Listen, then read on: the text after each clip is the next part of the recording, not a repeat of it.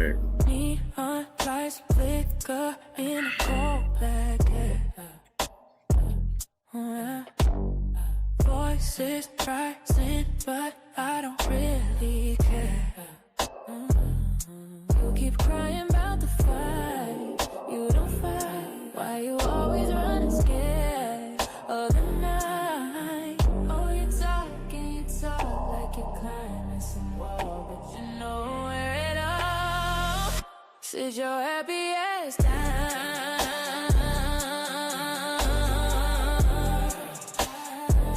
Stop spinning that sound.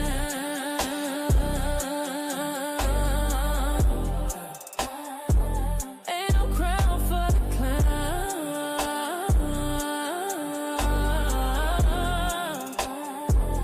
Sit your happy ass down.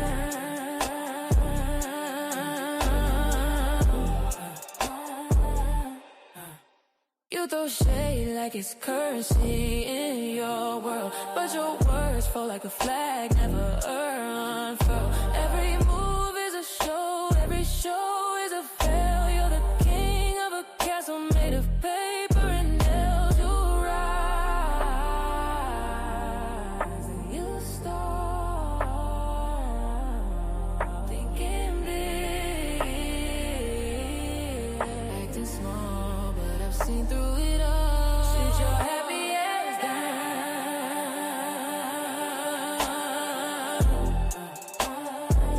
Stop spinning that sound.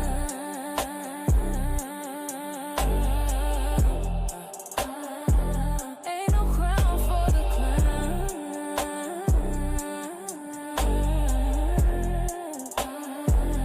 Sit your happy ass down.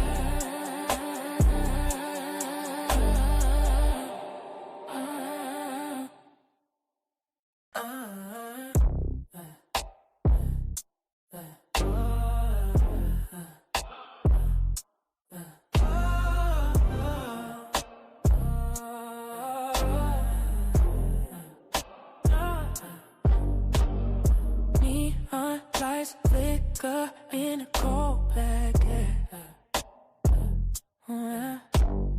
Voices rising, but I don't really care.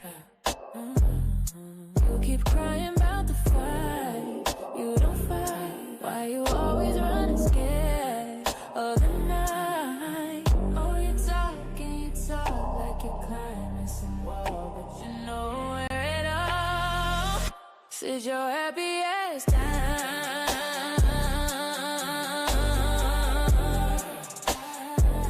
Stop spinning that sound.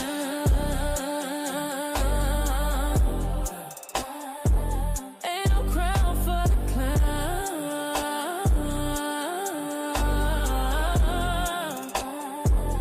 Sit your happy ass down.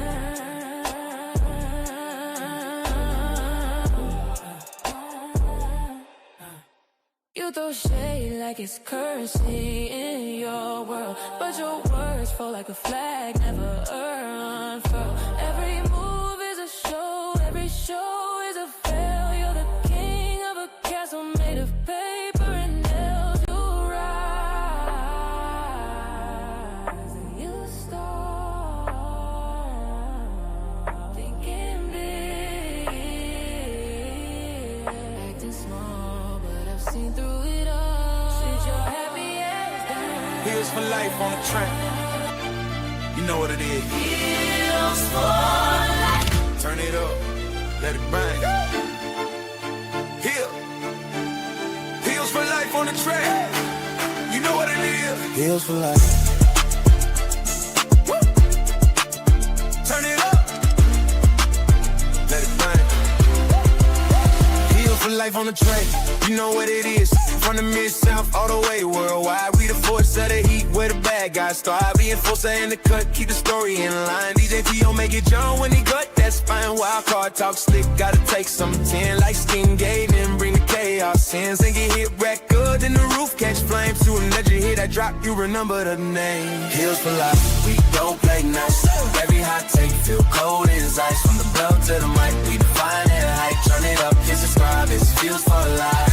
Feels for life, where the legends ride.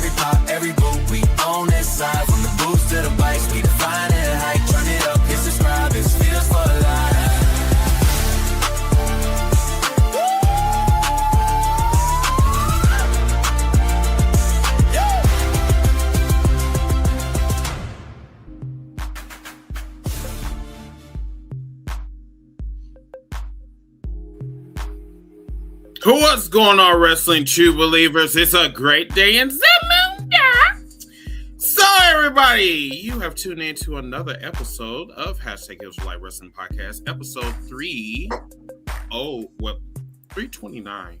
Yeah, 329. I'm sorry, y'all. I'm trying to get my life together. Anyway, I'm Chris. That's Mr. Lightskin. That's Miss Al down there. And that's Mr. Enforcer. Remember to tune in and follow us on all social media platforms, including here on YouTube or wherever you are watching us. Okay, cool. Also, we have an incentive that is going on. If we get to 1,000 subscribers, which we are currently at 946, if I'm not mistaken. It might be more than that, but I'm not exactly sure. But if we get to 1,000, we will be doing a big giveaway, which we will be giving away a ECW World Heavyweight Championship belt. And also, we will be giving away some door prizes as well. As far as tonight goes, like I was telling the fellas in the cookout earlier, it was a very slow week in professional wrestling. So I had to kind of devise a plan to kind of keep not only the fellas busy, but all of you that's watching us right now. Because, you know, we like to entertain on Sundays. We don't like some of that dry shit. You understand me? But other than that, we're going to talk about Dominion. We're going to talk about New Japan. I'm going to let the fellas take over while I'm still promoting, and then I will jump in when I am needed. So I will let either Lightskin, well, you know what? You motherfuckers, y'all can decide. Okay, I'm going to leave. Yep. Bye. Where to begin? We had Dominion just Sunday morning for us, Sunday evening for Japan. Great card. It was a 9-match card with the main event for the IWGP heavyweight title. Yuta's, I always forget his name, Suji against Kyle Newman, who was the of the match, the youngest ever to have the IWGP heavyweight title. But these matches, it has a lot of stories to it, and a surprise that happened. A couple of surprises. For sure. Which one should we start with first? I say we started off with what kicked it off, because that entrance that Sonata had was absolutely wonderful. Going through the anthology of Sonata before we got to the newest incarnation of what Sonata is right now, the cold-blooded snake, if you will, came in with red dyed hair, all red attire, and it just seemed very devious and very methodical in his wrestling style, so to speak. You know, still pretty much the same Sonata, still use, maneuvers like the skull end, and still use the moonsault, the shining wizard, things that he learned from the great Muda. But I mean, this was still a really good match, a really great opening match. Like you said with the entrance, gave me a little bit of the first Double or Nothing Chris Jericho, when Chris Jericho did it, showing his own old characters or gimmicks and stuff. Love that. Great idea. The one thing I do gotta say about Sonata, and I hope he's okay, because if you're a fan of Paul Orndorff almost had a similar thing where he did not do surgery, and his one arm, I don't know which arm, but it did not get a lot of let's just say it a little bit. I think it was his left arm where it looked kind of different. I think, yeah, that's the nice thing we can say, different, because that's how Sonata arm looked to me. It looked kind of weird, because I watched the documentary before this came on, which is on New Japan World, called Fake. And he was talking about it. Like, he's talking about it, sometimes he could barely brush his teeth with that arm, and he had to learn how to brush his teeth with the other arm, and barely could write because that's his right hand. But I said, the match to Takeshita, first of all, again, just like we say with Ospreay, when the last time we could say Takeshita had a bad match? This was a good match. I think Sonata changed his style a little bit. Yes, he still got his honor to Keisuke, his belt on Cold Skull, Dragon Sleeper. But fell a little short. A little short. This was fast paced. You don't remember the television title do got a 20-minute or 15 minute time limit. Just to touch on what Sonata was dealing with, he was battling scaliness, I believe is what it's referred to as. It's a group of paired muscles located in the lateral neck running from the cervical spine. And for the first and second ribs, they primarily are responsible for stabilizing the neck and deep. It's just something that just works the muscles, and that's probably why he wasn't able to like lift the arm as much as he was. So if you notice, they even referenced it during the match that he was using the guitar a lot. So yeah.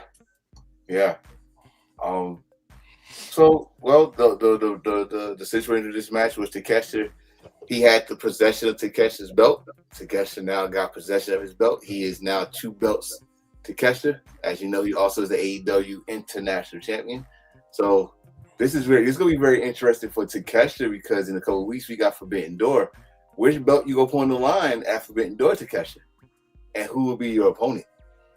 You got you got some situations here. Well, remember Takeshita. It hadn't been announced yet, but I'm just going to assume that Takeshita is going to be in the cage match. So I don't think he's going to even have a singles match. I think he's going to be a member of the conglomeration for that match, or on Darby's. I guess the better thing to say is on is it Darby's team? Mark Briscoe. Mark Briscoe's team. Yeah, my bad.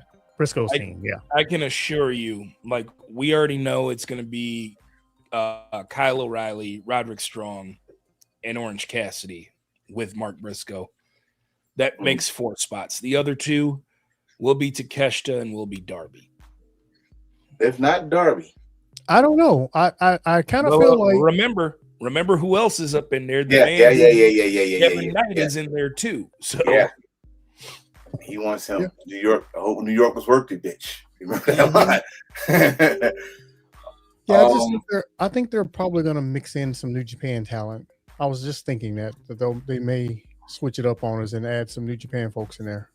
I mean, the only main event to do that is Ishii. Ishii is part of the conglomeration. I guess you can say, yeah, that's true. But there has to be, because it's the main event. It's the last match of the night, and the name of the show is Forbidden Door. So you think some other New Japan talent would be in the main event if that's actually going to close the show? I mean, we will talk about it later. There was some New Japan versus AEW stuff going on with this Dominion event as well we will get into later. So okay.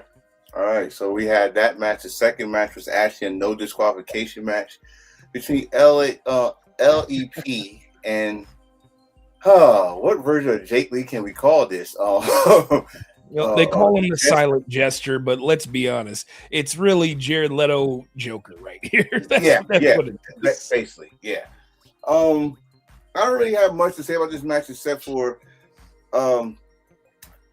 ELP, you gotta be I don't know.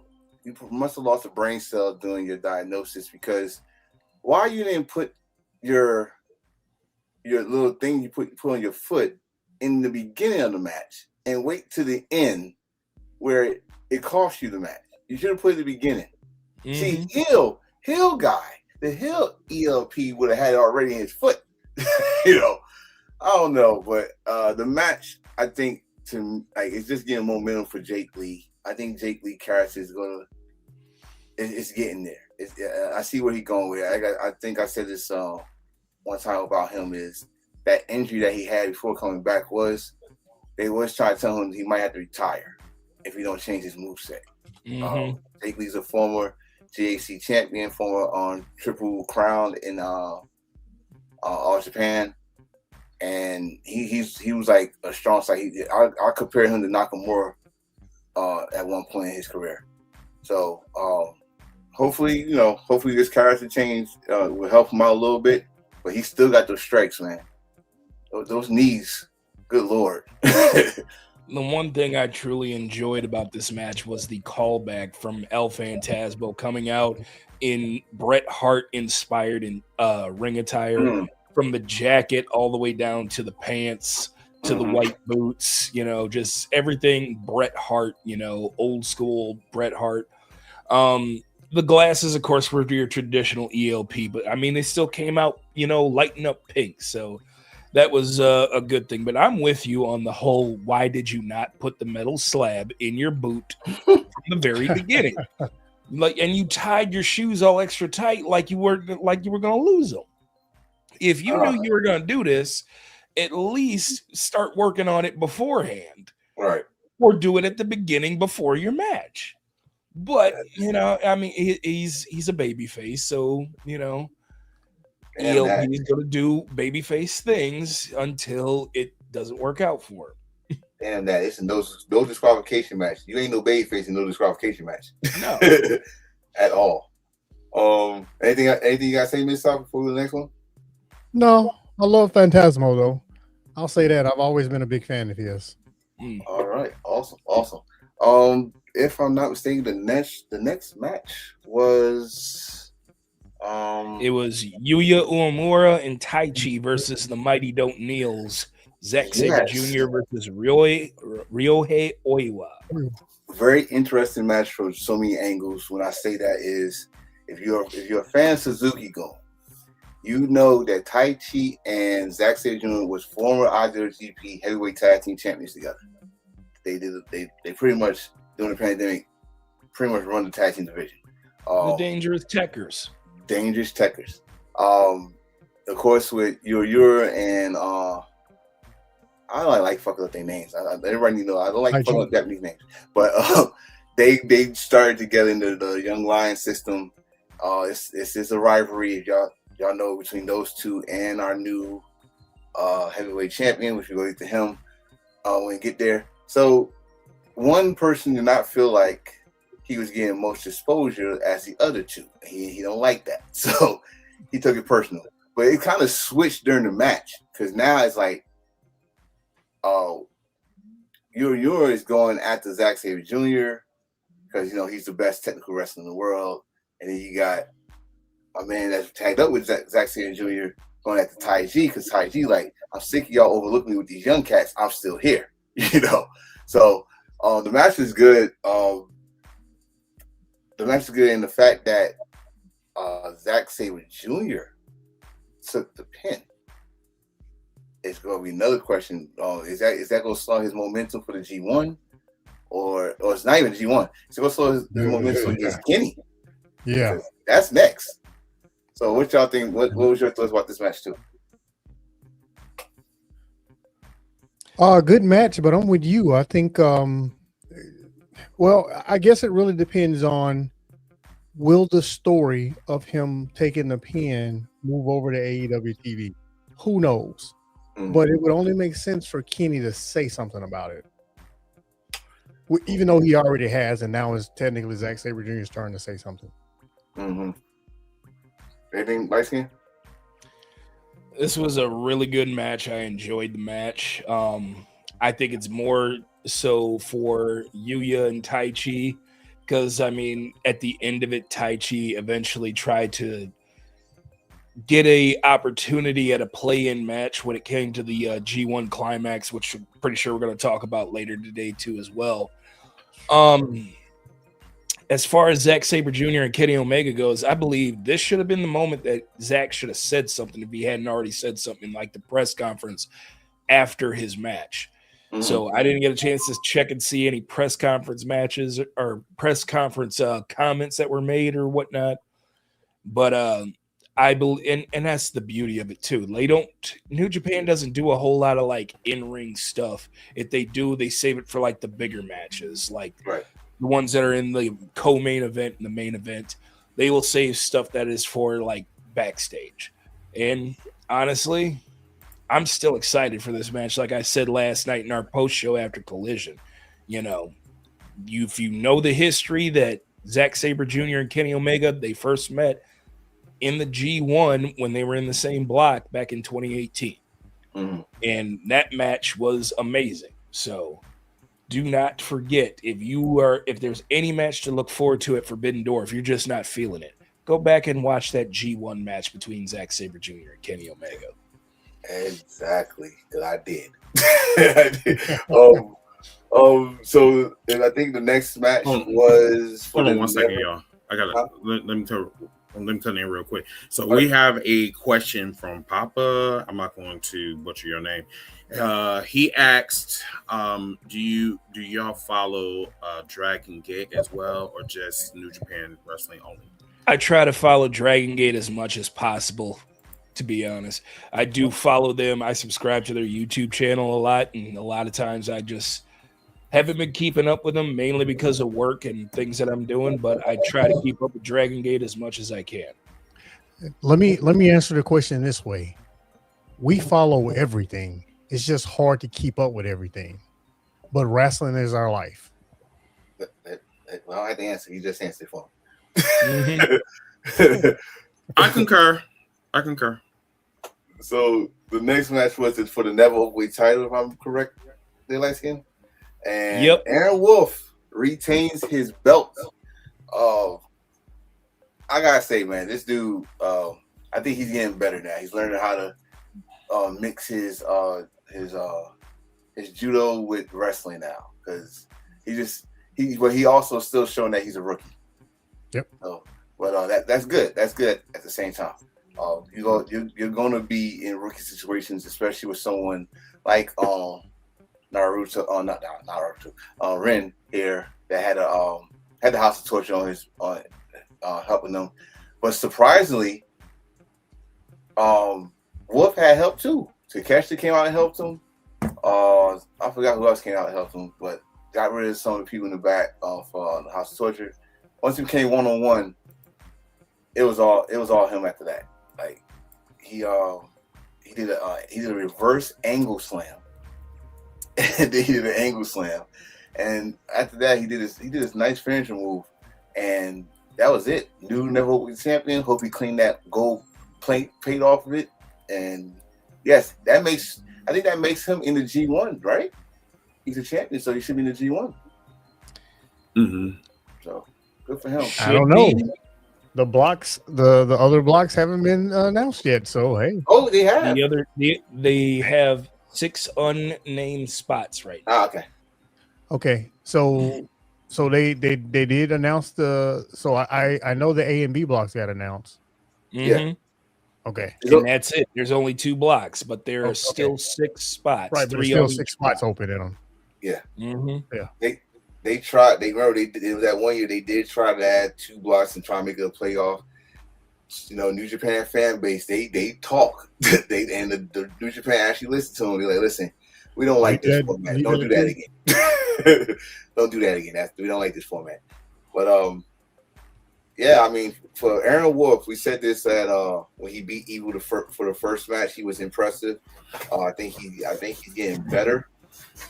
He's learning. Man, I'm trying to remember who the guy. Help me out. Y'all remember the original 3 Musketeers? You got Keiji Muda, you got Hiro Tono, you got the last one. That's the one I can't get. I have no idea. That's who Wolf remind me of. So Wolf get some more ring time. I think he should be in the G1 because I think he'll get better in the G1. I don't know what would stop for him being a face of New Japan. To be honest with you, I will say that it's still relatively early in his wrestling career. Like as much as I want to see Aaron Wolf in the G1, a part of me also believes that in the New Japan philosophy where they feel like you need just a little bit more work. Like, yes, Aaron Wolf is the Never Openweight champion, and by rule, that should put you in the G1. Mm-hmm. However, he's only, 6 months into his career? He debuted at Wrestle Kingdom and the first person ever to, debut at a major event and win a title. I mean, that's great. But they also want to make sure that they are putting in the very best and people who are ready for a tournament of this magnitude, because this is going to be a very grueling tournament. Yes. Aaron Wolf has competed in a lot of judo tournaments in his lifetime, but can you handle the pressure of the G1? Let's see. You have you got a question from BJ. What's the 411 on Starlight Kid? I've seen clips of her, and I'm excited for her and THEKLA's match. You really wanted to bring this up while we're talking about Dominion. BJ, I love you, but you get me sidetracked right now. I swear. You know, know, some people don't read the room. You know, they don't read the room. You know. We will get there, my brother. We gonna put a pin. We are gonna get there. Right now, we're trying to cook with this Dominion thing. I want to talk about it. I really do, but I kind of want to stay focused on this right now. I'm sorry, BJ. I really had to come for you because nigga, you know that we're in the middle of a pay-per-view and you just gonna just randomly this is not the cookout, sir. Okay, this is I think you confused. He said my bag. We're gonna put a pin on it though. Okay. I'm gonna put a pin on it. We're gonna put a pin on it. Pin it, right. Are we done with this match right here? Yeah, I believe so, yes. Okay, so I think the very next match was for the tag team titles. And so tag team titles between Yuta Ice and Oscar against Hanori and Great Okan. Great Okan and Great Hanori never lost those belts at all, so they felt some injustice there. They never got rematched. Well, damn it, you got your rematch now. For Yuta Ice and Oscar, they're going for history. They're actually going to tie Bad Intentions and was it Guerrillas of Destiny? I think it was Guerrillas of Destiny as the most defenses in one ring. And this match went crazy. Like, this is a whole new United Empire. Not new, but the attitude is back. Let's put it like that. The attitude is back for how they started. And Great Okan, if you watch the follow-up to this match, he was quiet, which is unheard of with Great Okan. Great Okan talks shit. When it's more dangerous. It's like being in prison and trying to mess with that one guy that don't say nothing. But you know, if you mess with him, that's the guy that probably in here for mass killings and all that stuff. Great Okan didn't say nothing the whole time. Yuta Ice was just talking shit to Hanare. He was disrespecting Great Okan. He didn't say nothing. But when that bell rang, Great Okan went berserk. This man just started laughing and playing with them, tripping them, just embarrassing them, like treating them like young lions. But I'm not even worried about that. It's Hanari and Ice. Stop it.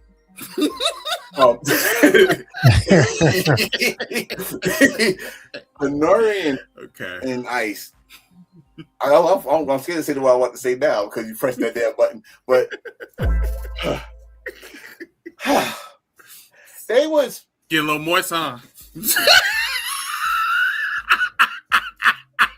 Okay, all right.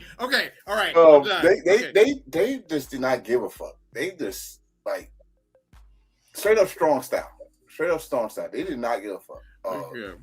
Rule number one: when you're facing a Polynesian Samoan, stop trying to headbutt them. Please, for the love of God, don't headbutt them. You woke this man up, and that 40 years of that. 40 years of that. You cannot headbutt a Samoan. Why? He thought it was gonna be fun. He headbutt him, woke him up. The dude was bleeding.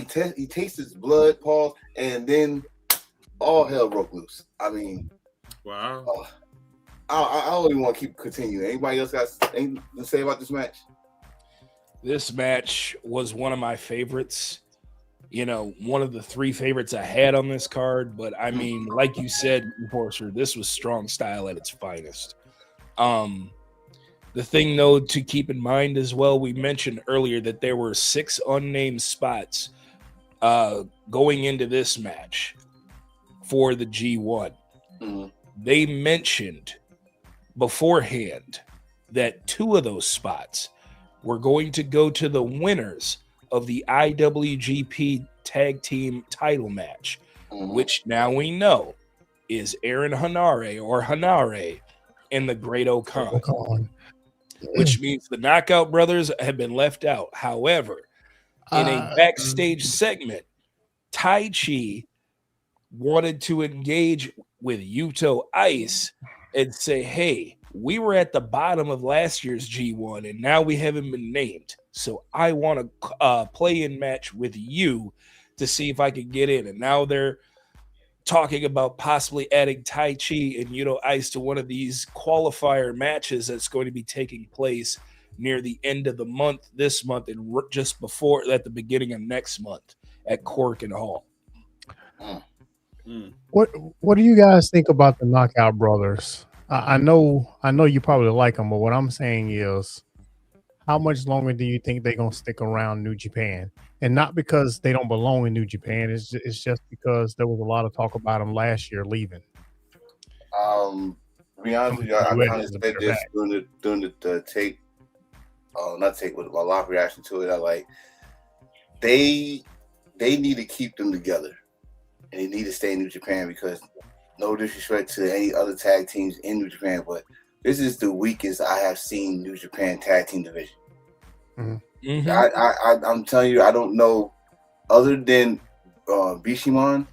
I don't know the other tag teams in this division at all. When you look at the past tag teams in New Japan that have basically made it, thrive, we're talking about Bad Intentions. We're talking about, Carl Anderson and Doc Gallows.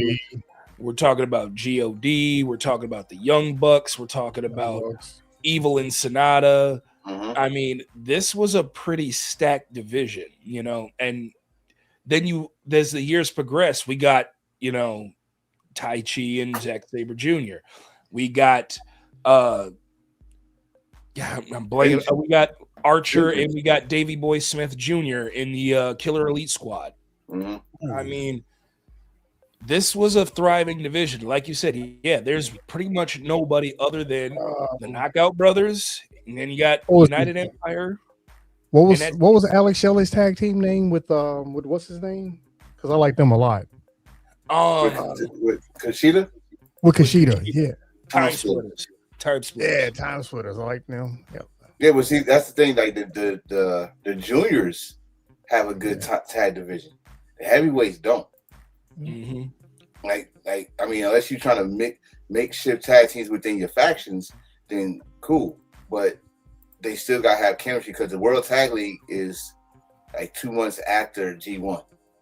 And you don't really have a stable unless you go use people from AEW, CMLL, and maybe some independents here and there.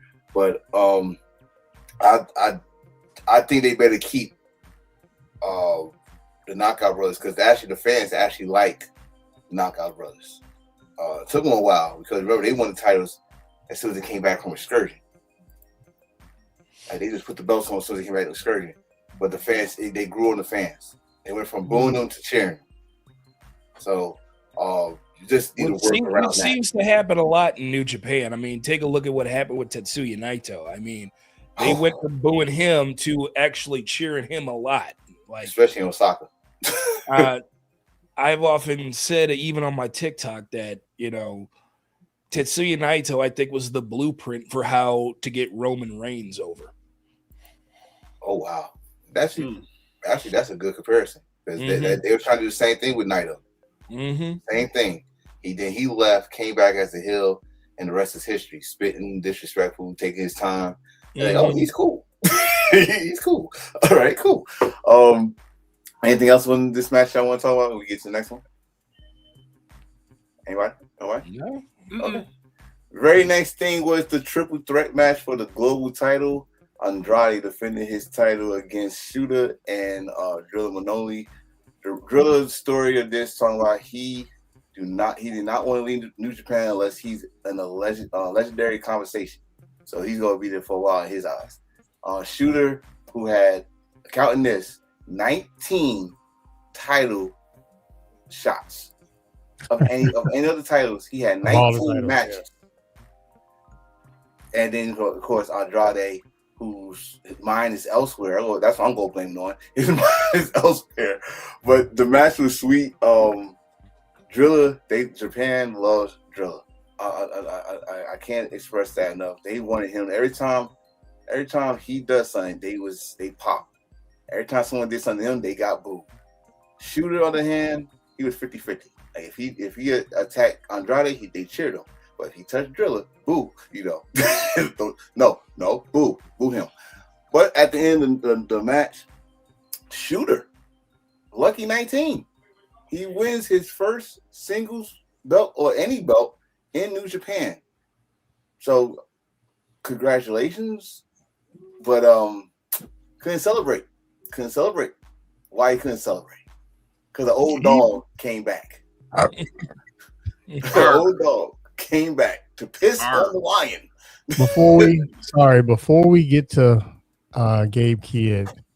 Oh, bro, I know I've said it on this show before. I ain't never been a fan of Shooter. Oh yeah. I can't. I tried so many times to like that dude. I've never seen the appeal in him. I know Moxley tried, New Japan tried. They trying to make Tanahashi. They trying to make Tanahashi clone out of him.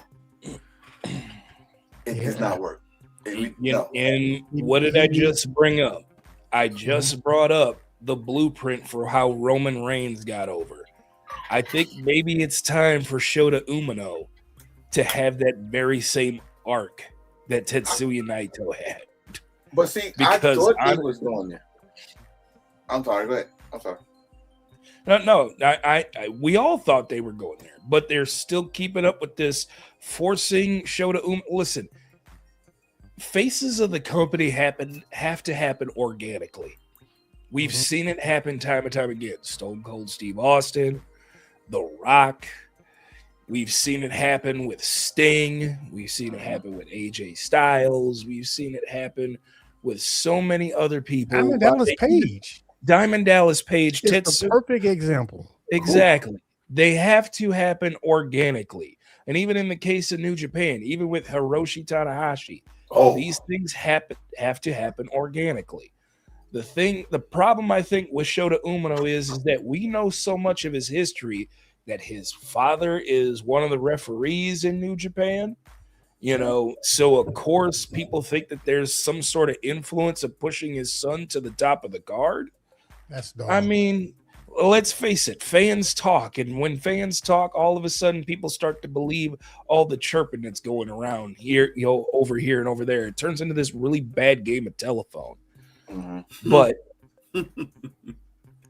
getting back to what I think needs to happen with Shota Umino, I think he needs to have a Tetsuya Naito style arc where he goes on excursion for a while, changes up his whole character, changes up his whole demeanor, and then comes back as a heel, as a hated heel, and embrace it, and then somehow let the fans' admiration for you happen organically, like it did for Naito, like Roman, and anybody else who's ever had this arc. See, the problem is a lot of I can say with Shooter. I'm with and Mid-South, and Hill, you in the comments, that I told you this a million times. I got a problem with his character. You cannot call somebody a roughneck if he come out with all white and pink.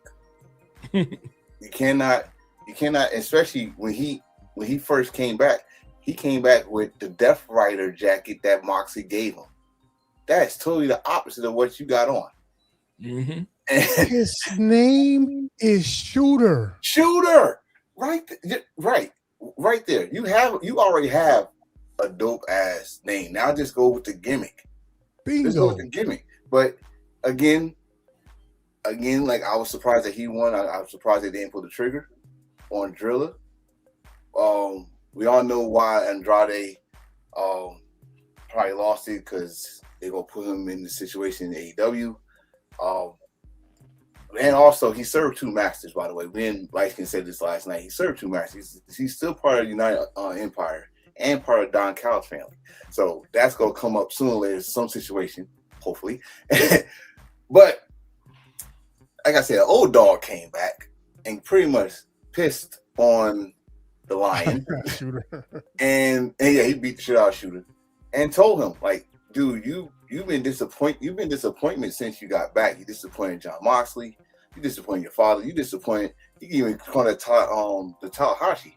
You just put that old fart over there, and then he almost slipped up and did his promo from last year when he said fuck AEW, fuck WWE, New Japan, Ishimon. He definitely said fuck WWE. Yeah, he definitely said that. But when he got the AEW, he said, wait a minute, nope, fuck. Yep, I got work there. Yep. Oh, whoa, mm-hmm. Right. He like, whoa, okay. He may have done that on purpose. Huh? He may be done that on purpose. Maybe.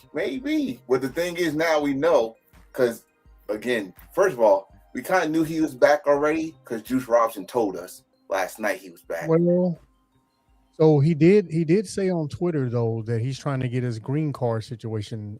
So he may not be available. What's up, Steven? Right now. Gabe Kidd.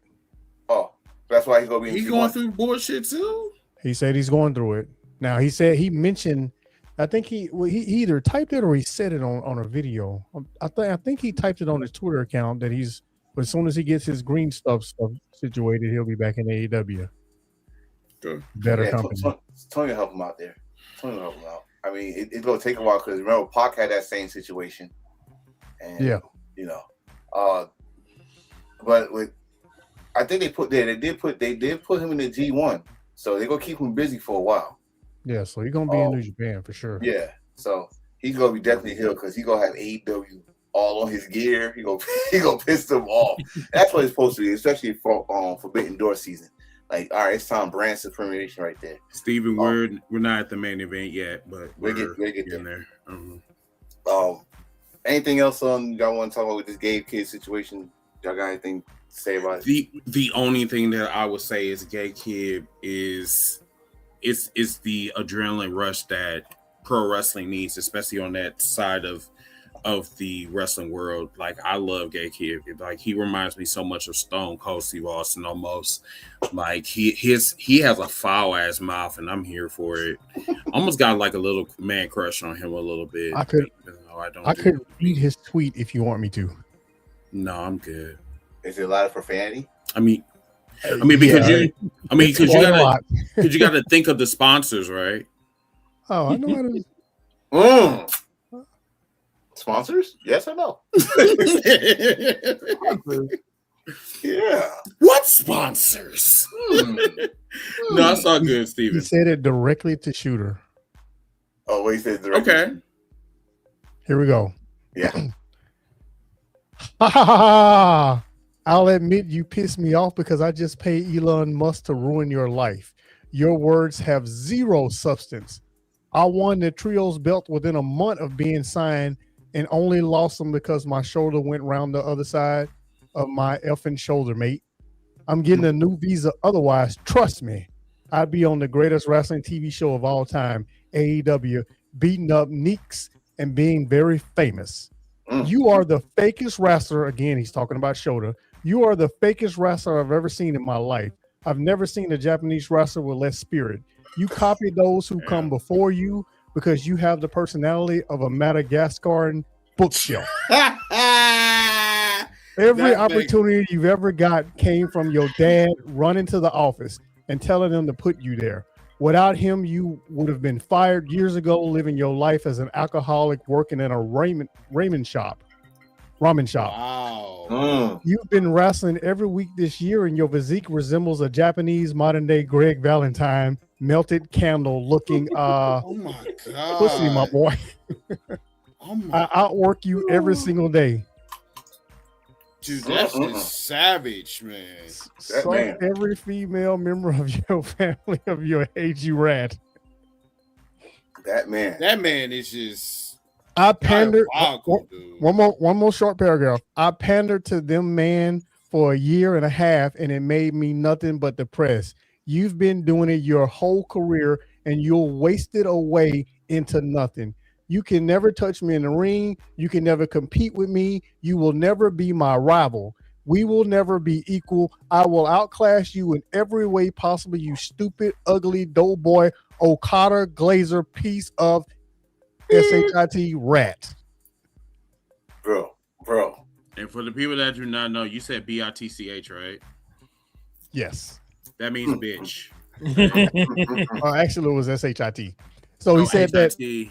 that was Swing that was IC. in response of Shota saying something to him about what happened after the match. So Gabe Kidd is raw for sure, and he's gonna be around New Japan for a while. Now all of this that we talked about, the one thing I didn't bring up or none of us brought up was Gabe Kidd also had a conversation with his old War Dog partner, Drilla. He made sure that hey, don't listen to them. They did the same thing to me, and then they turned their back on me, which made Drilla think. Now, I would love to see a Drilla versus Gabe Kidd match. That'd be interesting. Yeah, that'd be very interesting. I agree with that. But yeah, Gabe Kidd he's in the G1. He's gonna be in Japan for at least for a couple months, so might as well use him. Yeah. Anything after that? Anything? No, I'm good. Okay. Next match was the semi-main event, Junior Heavyweight Championship. The Super Junior Champion, Yo, against the champion, Doke, but I call him Dookie. Wait, what? Yeah. Juice Robinson made Dookie Kevin. Juice Robinson started it. Juice Robinson called him Dookie. He uses the Dookie Chokey Kevin. Oh my god. It should be on the Mount Rushmore. Oh my, that is a good one. They should have had him be on. They should have had him be on commentary too. I miss Oh that. my god. Oh, Gino, I miss you so. Gino Gambino, I miss him. I He's miss hilarious. Gino. The match was solid. I loved the match. Speaking of Doke, he's a good fucking wrestler, bro. Really good. Without the House of the Torture shenanigans, he's a good there. He came a long way. I remember when he first came to New Japan, and he was supposed to be the young boy for Suzuki Gun, I guess you could say, under Desperado. But he's a good wrestler. That was a good match. Then of course, Yo's former partner Show comes in as always, trying to prevent him from moving up. But no, it didn't work. Like we said earlier on the before the show. He hit Show with the sweetest super kick with some those was Jordans he had on, by the way. So that just made it even more sweeter. That's the sweetest super kick you gonna see with some Jordans on. Woo! Woo! Jeez. There it is. That's Dookie. My bad. But it's still God. Look at that kick. Look at the form. He smacked the hell out of his eye. That super kick was like something nasty. I ain't gonna confront you. He smacked the hell out of his eye with that one. Just kicked the shit out of him. No winning the title. No, bro. He hit his finishing move. But of course, again, shenanigans between Show happened, but he got rid of Show. Great match between these two. I'm seeing a rematch sooner or later down the road, but great one for Yo. But then all hell broke loose after this match because everybody wanted the title shot. Fuji came out. Show was still out there. Master Waddle, who got clocked for coming out there the first time, and then you had one more person, right? Who knows? Akira, Fujita. Yeah, we have Fujita. Akira. Yo, Kosei Fujita, Francesco Akira, Francesco, there it is. Master Wado, and Show. Francesco, how can I forget you, Francesco? Those four right there. Like if you didn't get a chance to even sniff the best of the Super Juniors, I'm telling you right now, those four right there can main event any show at any given time. You know, I was actually El Desperado. Did you say sniff? Yeah. Okay, I'm sorry, light skin. I want to do it again. I'm sorry. Sniff. Okay. But yeah, so Yo said this. He said this like all right, listen. He said like all y'all want me, so we gonna have Yo games. The first person that gets to win the fight on the Fatal 4-Way, you get your title shot. And he walked away happy. Of course, he just wanted his junior title, his first title reign. So congratulations to him. Anything y'all want to say more about this match? Other than that sweet super kick. No, that was a good match. It was a really good match, especially that one dude that looked like something off of like Ninja Gaiden. Like, dude, this is them counters and submission moves, dude. Is well, I'm gonna talk about New Japan as a whole. It's just something that I've noticed, but we'll talk about that a little later. Okay. Well, we are here. We are at the main event.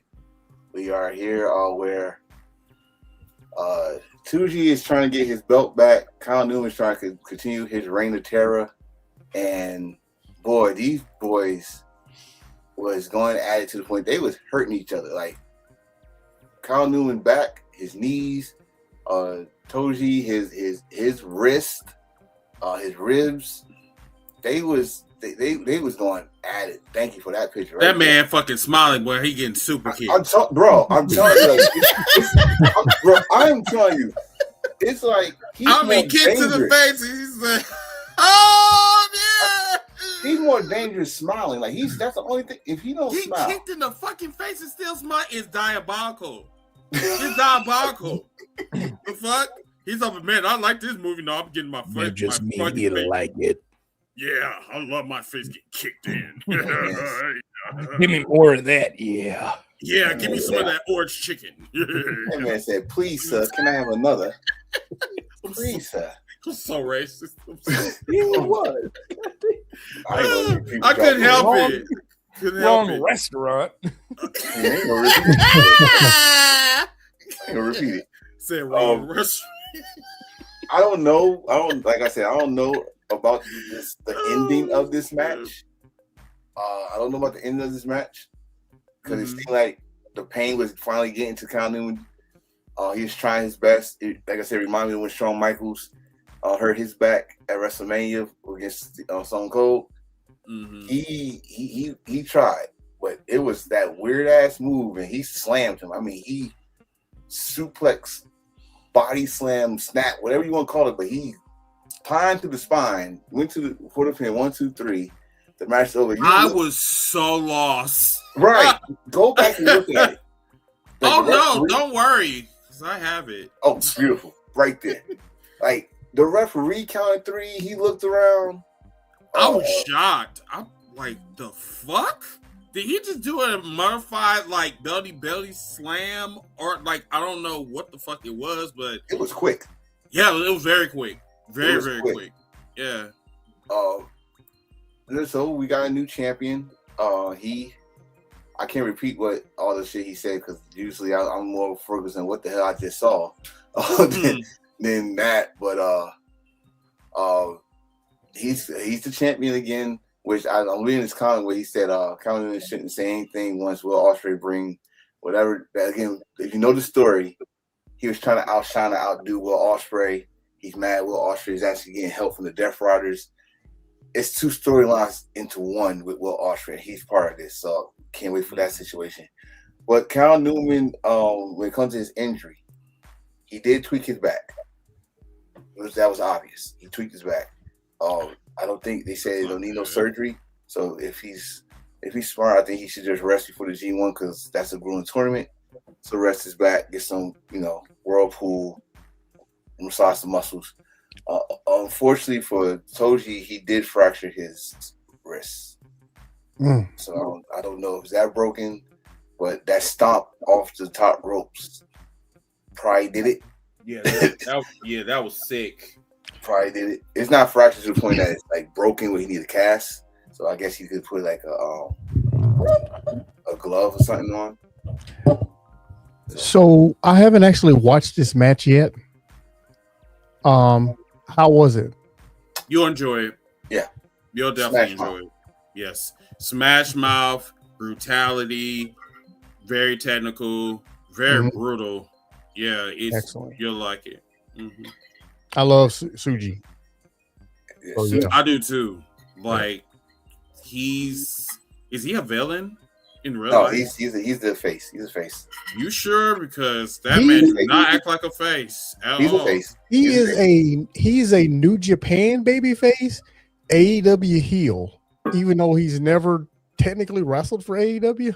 He had one match at AEW. Yeah, but that was the Forbidden Door. Yeah, last year. Was that last year? That's right. Oh yeah, that was last year. Yeah. What did he? No, the year before. Year before. Yeah, he was in New York. Yeah, But that's the only time he wrestled in He AEW. gives me Dark Phoenix vibes for some reason. Like he just off kilter. Like I don't know, just like he's smiling 1 minute and then he's just this current Suji has not wrestled in AEW.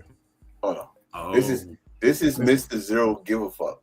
Yeah, this Suji right here, the one that's been bad mouthing AEW for 2 years, hasn't crossed the forbidden door yet. To be honest with you, like a lot of guys, especially Kyle Newman was saying something about AEW too. Like all the guys that left New Japan to go to AEW, they felt betrayed, blah blah. But like I always say, like Okada, what else can Okada do? He did everything in New Japan.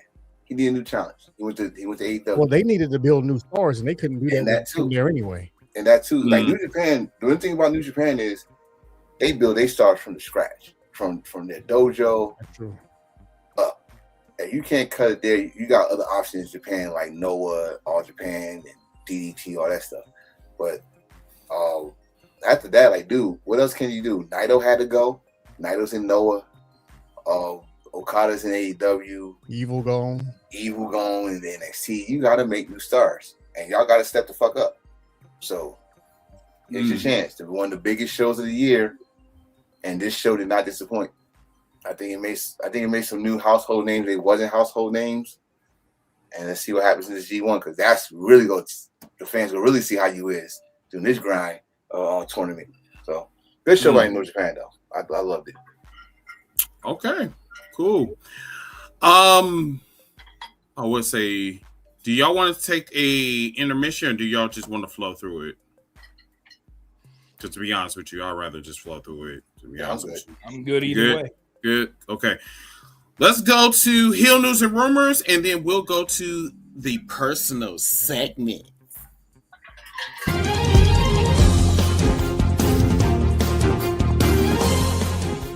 We're breaking down the latest buzz from backstage politics, surprise returns, contract drama, and all the dirt the big companies don't want you to know about. Whether it's AEW, WWE, New Japan Pro Wrestling, or any of your favorite indie scene companies. We've got the scoops, we've got the tea, and we might even have a wrestler to even talk about this. With a little bit of fantasy booking to spice things up. Grab your belts, lace up your boots, time to hit the ropes, because it's time for Heel News and Rumors.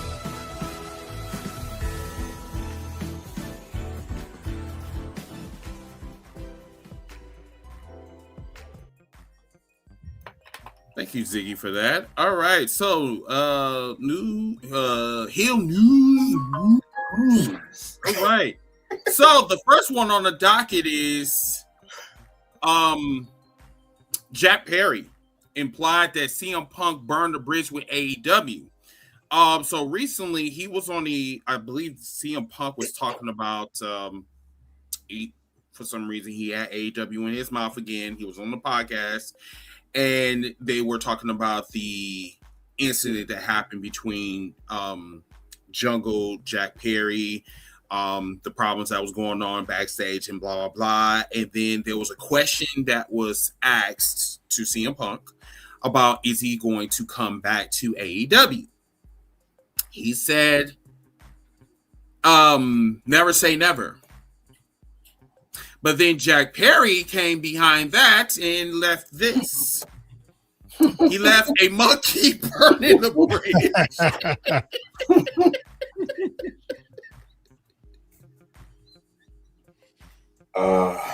This nigga, I swear, that motherfucker funny as fuck.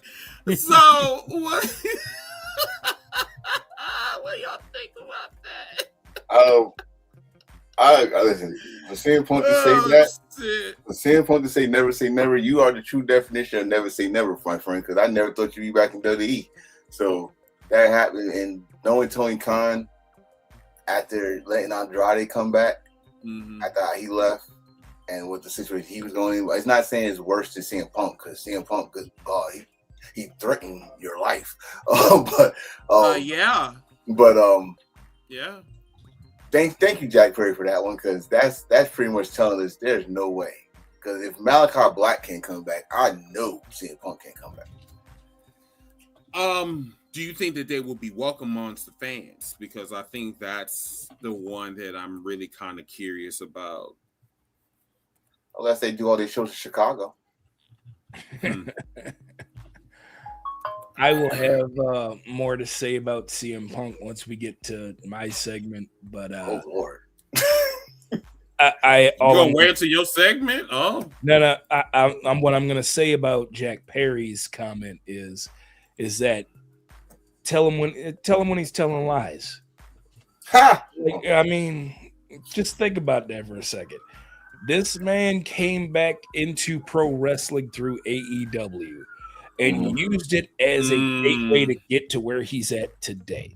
And so far, if you've paid attention within the news, there are certain inklings going around about Mr. Phillip Brooks for the reason why he hasn't been seen since the Raw after Mania. For those of y'all who are keeping track, the Raw after Mania was in April. We are almost halfway through June. So, like I said, I'm going to go into more detail later, but, I'm just saying.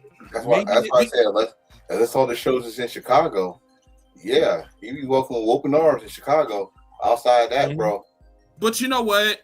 Like, I hate to say this, but I don't feel sorry for CM Punk whatsoever. And I don't feel sorry for it's saying this one part. He's a bitch ass nigga, and so is you WWE fans as well that support him.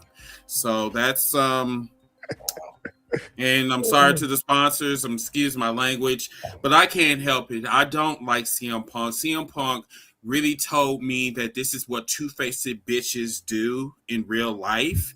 And I'm not just talking about black females either. I'm talking about bitch hoe ass niggas like CM Punk. And yeah. That's exactly how I feel. So if they come back to Chicago, which is the greatest place on earth, not fucking New York, no offense, Enforcer. I know y'all won last night. Great for the Knicks, but you know, I'm sorry, but people from Chicago, some of them, I thought had class. Not Pepsi Phil. I mean, he stuffs all kinds of shit down his throat. I mean, you've seen the press conference, right? But but no, I don't want him to come back to AEW. He can just ride in hell right along with his dog. Oh, his dog is gone. Rest in peace to that ugly dog. Listen. Sorry, I'm sorry. I'm sorry. When it comes to Phil, I just don't give a shit. I don't care. I don't even care about this. Like, I don't even care that him and his lover WWE, which he said he'll never come back to WWE, but yet he's there now, and he's not even on TV. He's not getting his way, And now we having this report. Never say no, bitch. Don't ever come back. Never, ever come back to AEW. You see that shit on the wall right there? Don't come back, ho. Don't come back. Don't come back, ho. When you retire, sit there, grieve about your fucking dead dog and kick it with your lovely wife that's aging rapidly. Just do that. Pause. Yeah, I'm sorry. I mean, that's a clip. That's a clip. Like, don't come back home. That's a clip. Listen. So we don't want us to stay on all day, give him all the shine that he think he wants. Listen, CM Punk. Listen, you already did the never say never. You're not gonna do another never say never again. That's not happening. Because the beauty thing about this, I'm gonna get to that comment too. The beauty thing about this is CM Punk. Look at the success of AEW after you left. You think they want to go backwards? I would start watching AEW if that happens. That means they gonna bring back everybody that left them to go back to the greenest side of the lawn, as you said to MJF at one time, and now you over there for that WrestleMania moment and stuff like that. And the thing is, the thing is, I was hoping nobody would catch that. We recorded. Oh, he just typed it up. The thing is, Phil, man, listen. Yes, in wrestling, we should not say never. We shouldn't say never, say never. But in your case, you already used to never say never. That's it. This ain't no freaking Monopoly board. We go collect $200. That's it. You're done. You're done. After Don't this, go past go. No, he going to jail. Oh, okay. Sorry, wrong corner. That's it, man. I thought you was talking about Northwest. That's the Pasco. Wrong one. Next top point, motherfucker. Just. Oh God. Okay. Anybody else have any other comments? I think we roast him enough. All right. Next one. All right. So this is kind of heartbreaking. So I can't do anything effective these days. Alexa Bliss said on her role on SmackDown. So to be honest with you, I don't know what her role is either. I think Alexa Bliss is caught in this, I guess, WWE Matrix vortex. I mean, I don't know what it is. I still feel this way, that she's being used to enhance Charlotte Flair's role, making her look like the good guy, if you will, because they know that Alexa Bliss is adored. She's, everybody love Alexa Bliss. So what they try to do is they try to transfer over that positive energy into Charlotte because they know that she's a bitch. So they was like, hey, let's kind of enhance her. I said what I said. Let's enhance her image by having the flower that everyone loves. But the problem is costing Alexa Bliss. I don't give a fuck. It's my opinion, and that is it. Actually, no, it's not opinion. It's a fucking fact. That's why they put them together. Because if you think about it, before then, Charlotte was getting booed everywhere, religiously. So when they finally put them together, and they worked it out, like they became tag team champions, where they had to be on the TV together more often. She was getting cheered. Charlotte started being a sweetheart now, started having children, making her outfits and all that stuff. But at the same time, we're talking about Alexa Bliss here. Alexa Bliss, former Raw Women's Champion, former SmackDown Women's Champion. But you know what? I'm gonna just say this, and I'm gonna land my plane with this. Ever since Bray Wyatt died, she has not been the same. No, yeah. She has not been the same. Even when she came back, and that was a great pop that she got when she came back to Royal Rumble. But ever since then, it's like she just been lost. Like, as someone who has no idea what's going on over there, I don't understand. There's not enough TV time for everybody to get to be pushed. So this is obvious. You sign a lot of talent, you move people up from NXT. There ain't room for everybody to have a role. There just isn't. So is that what's going on? Is there not enough TV time for? So because like majority of the TV time is to either going to the Judgment Day that looks like the Odyssey from like 1998, or like the Bloodline, which we have talked about a couple of times, and I'll get into that a little bit. I'll get into that a little bit later. But, what I believe is what's going on. If you remember that term that Cody Rhodes had for what's his name, dude who was in AEW then ended up going back to NXT. Now I'm blanking on his name because I don't watch NXT anymore. But the chairman. Oh, Sean. Oh, Sean Spears. Wait, he went to TNA? No, he went back to NXT. You remember the term that Cody had for Sean Spears when he referred to him as a good hand? Good hand. Oh, yeah. That's basically the role that Alexa Bliss is in. Oh, my God. Well, I don't see. To me, I don't see that as a bad thing for her. It's not a. I'm not saying it's a bad thing. No, I'm just saying. I don't think it's a bad thing for her. Being used as a hand is diabolical. But well, knowing her history, and stop using that damn button when you say hand. But knowing her history, she has concussion history, and she's injury prone. I do. Now you not injury prone now, Antonio. But I mean, that's she at that point now. Listen, we gotta. WWE maybe put like I'm not going to think in their head because sometimes they retarded, but they gotta make new stars in the women's division. You cannot keep on relying on Charlotte. You cannot keep on relying on Rhea Ripley. As Rhea Ripley, I think she only had one title match, and Liv Morgan, who's been champion since WrestleMania, only had one match, not even a title match, before she did this damn Queen of the Ring shit. Can I just point out one thing? Look at this picture right here, because we're just talking about one show. I'm not going to read the whole thing, but I'm just going to read out the names. On the latest episode of SmackDown, Charlotte Flair, Lyra Valkyrie, Jade Cargill, Sol Ruka, Michin, B-Fab. That's like 6 women on one show. And I know that's not all of them. So that's why I'm saying it's not her time right now. That's 6 women that I just what you're saying is relevant there, Mid-South, because Alexa Bliss is only there because she has a adequate fan base that allows her to still be there. Because if you announce that Alexa Bliss was released by WWE, the entire internet would go fucking insane. Yeah. I'm telling you right now, they would go insane. Because they believe that Alexa Bliss still has something to contribute to WWE.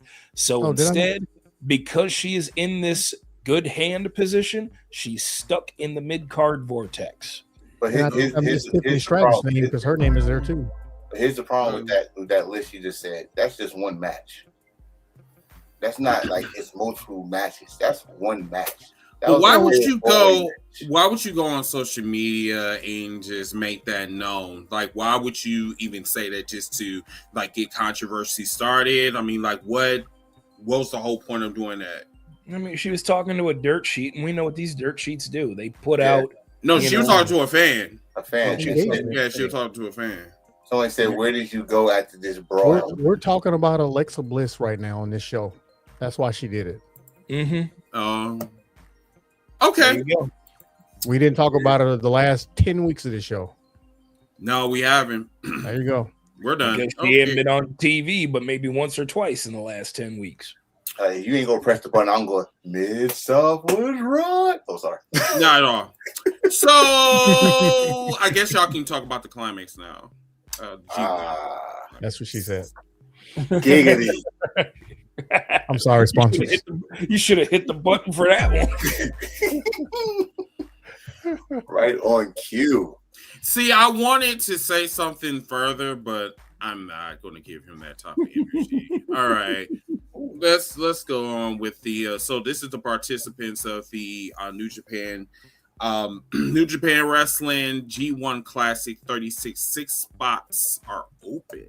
Or I believe it went down to 1, right? I think it's 1 left or something. We are down to 4 because the IWGP tag team match solidified 2 of those spots with Hanare and Great O'Khan winning their match. Yeah. Cool. So one's going to be on Block B, the other one going to be in Block A, which 2 spots remain from each side. Like we said earlier, Tai Chi against Yoda Ice for one slot, then you go announce the next match for the next few matches for the other 3 spots. I don't know when they started this last year. I think a play-in. Remind me of the NBA playoffs, freaking play-in in the playoffs, whatever. But NCAA tournament. That too. They didn't report any other matches, so we just gotta wait and see. With the names on this list, holy crap. Yeah, I think I'm going to be paying attention to this. Where is it going to be held? On the first one is in Chicago. Is in Chicago in the Now Arena. Yeah, please. So we're gonna get. We're missing someone from CMLL if I'm looking at this list correctly. So I'm pretty sure someone from CMLL is going to get added. Who? I don't know. I doubt it. I mean, Super Juniors, yeah. It's possible. I don't. Only person I see for CMLL is what's the champion name? Mystico. Mystico's on there. Where? Yeah, he was on the show. We skipped over his match. But Oh shit! He did have a Him banger against with El Desperado? he had a match with Desperado, and it was great. And Only lost. Only thing is, Unfortunately. yeah, he lost, and then Desperado kind of did the ungentleman thing by going after his knee. But that's a whole story. That part. Anything else? Nope. Can't wait for the first night of G1 starting in Chicago, of all places. Cool. let's go. Most magical spots in Let's the go. US. Raw's going to be interesting tomorrow.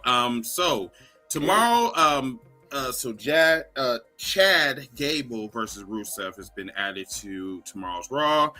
And Gabe said this. He said I'm not reading that bullshit because number one, he was part of the Golf of America, so fuck him. He can fuck off. But anyway, let's move on. The World Heavyweight Champion Roman Reigns will return. Fuck him. The King of the Ring semifinals, Obafemi versus the MAGA champion, Dominic Mysterio. That is going to be fucking hilarious. Oh, I might do a cookout tomorrow. I'm not going to even lie. You know what he said. You know what he said. Yeah. Stop it. You know what he said. Yeah. So the Queen of the Ring semifinals, Io Sky versus Raquel Rodriguez, aka the MAGA supporter that supported January 6th.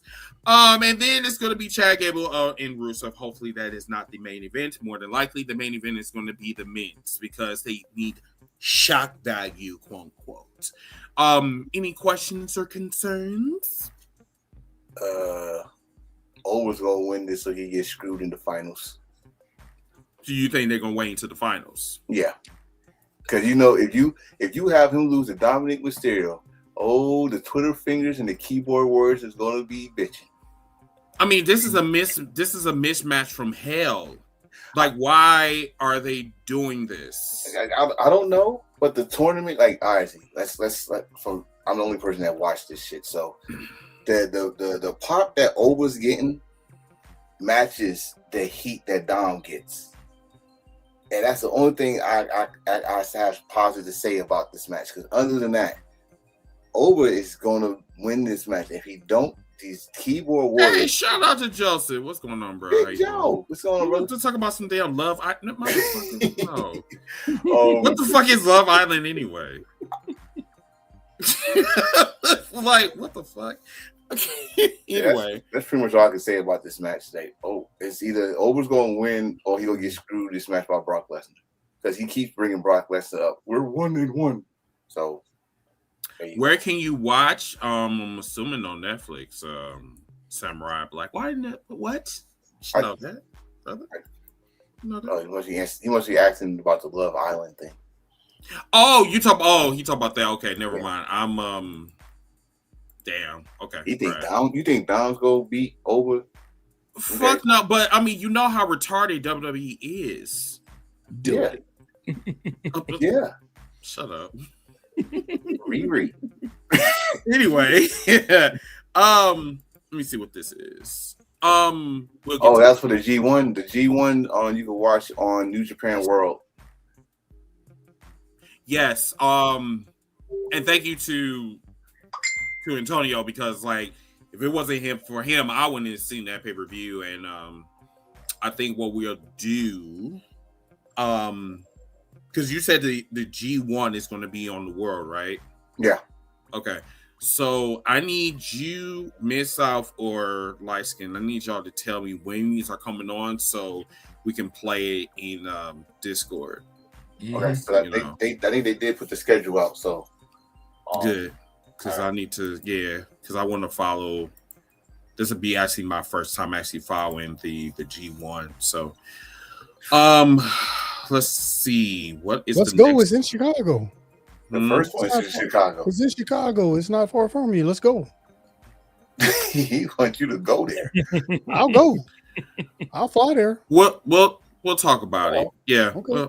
we'll talk about it. Now, this fool, the DUI Uso, so he continues to keep facing backlash. He won the King of the Ring. I think it was the semifinal. I think it was the Fatal 4-Way. Yeah, the Fatal 4-Way. And fans are not liking that. I'm not understanding. I don't know what is going on with Jey Uso. I mean, this is crazy. This whole entire storyline, y'all, with Jey Uso really needs to be studied. And it's going to probably take me for years and years and probably a generation to really figure out, like, how the fuck did you go on to building you, developing you into you was already a tag team champion, but as far as like develop you into a single star, you became a single star, you became red hot, you became a red hot, almost a household name, had a hot ass entrance, was world champion, intercontinental champion, and then you go all the way back to where you were as Who is Jey. So crazy work. You go, like you just said, you started. This all started. It's like a circle right now. It's all started when you was what's the word I'm looking for? You was emotional Jey. You was crash out Jey. Right? The fans got behind you. They're like, okay, you the guy. Twice you should have beat Roman for this damn title. It shouldn't have been 4 years. Whatever. You left the bloodline, man. Name yourself main event Jey. Got over, won the Royal Rumble, won the World title.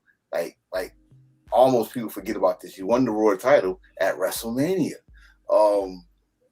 Lost it like in a couple weeks back to Gunther. Was confused. Don't know what. You still got the highest intro. But then you work yourself back to the bloodline. You work yourself right back to Roman. You work yourself back to your brother. Now you back to Crash Out Jey. Daddy. Which is crazy. But the thing is about this, as much as y'all, well not y'all, but as much as the people that dislike this shit, it equals to the people that's at these events that, well, again, for one reason only, your intro. Oh, when they hear the intro, they know they about to do the heat thing and all that stuff. But when I saw videos of the live reaction when he won, they were standing, they was cheering. The shit that you just said, this shit gotta be studied. It really gotta be studied because this man the online hatred he get don't match with the live audience love he get. Yeah, because if y'all doing that shit online, but yet you're yeeting in person. Once again, like I said about CM Punk, some of y'all are some two-faced bitches, and y'all really need to be called out on your shit. But the thing about it is, and this is like not this. He was like, "Well, Chris, I don't think that really does happen. You got to understand, baby. This is 2026. This is the world of the manipulative and the gaslighting and believing in alternative facts. So believe it. All right, and good." And just like what Miss South said on the comment, when his interest ends, what do we have? He still got the lazy throw punches.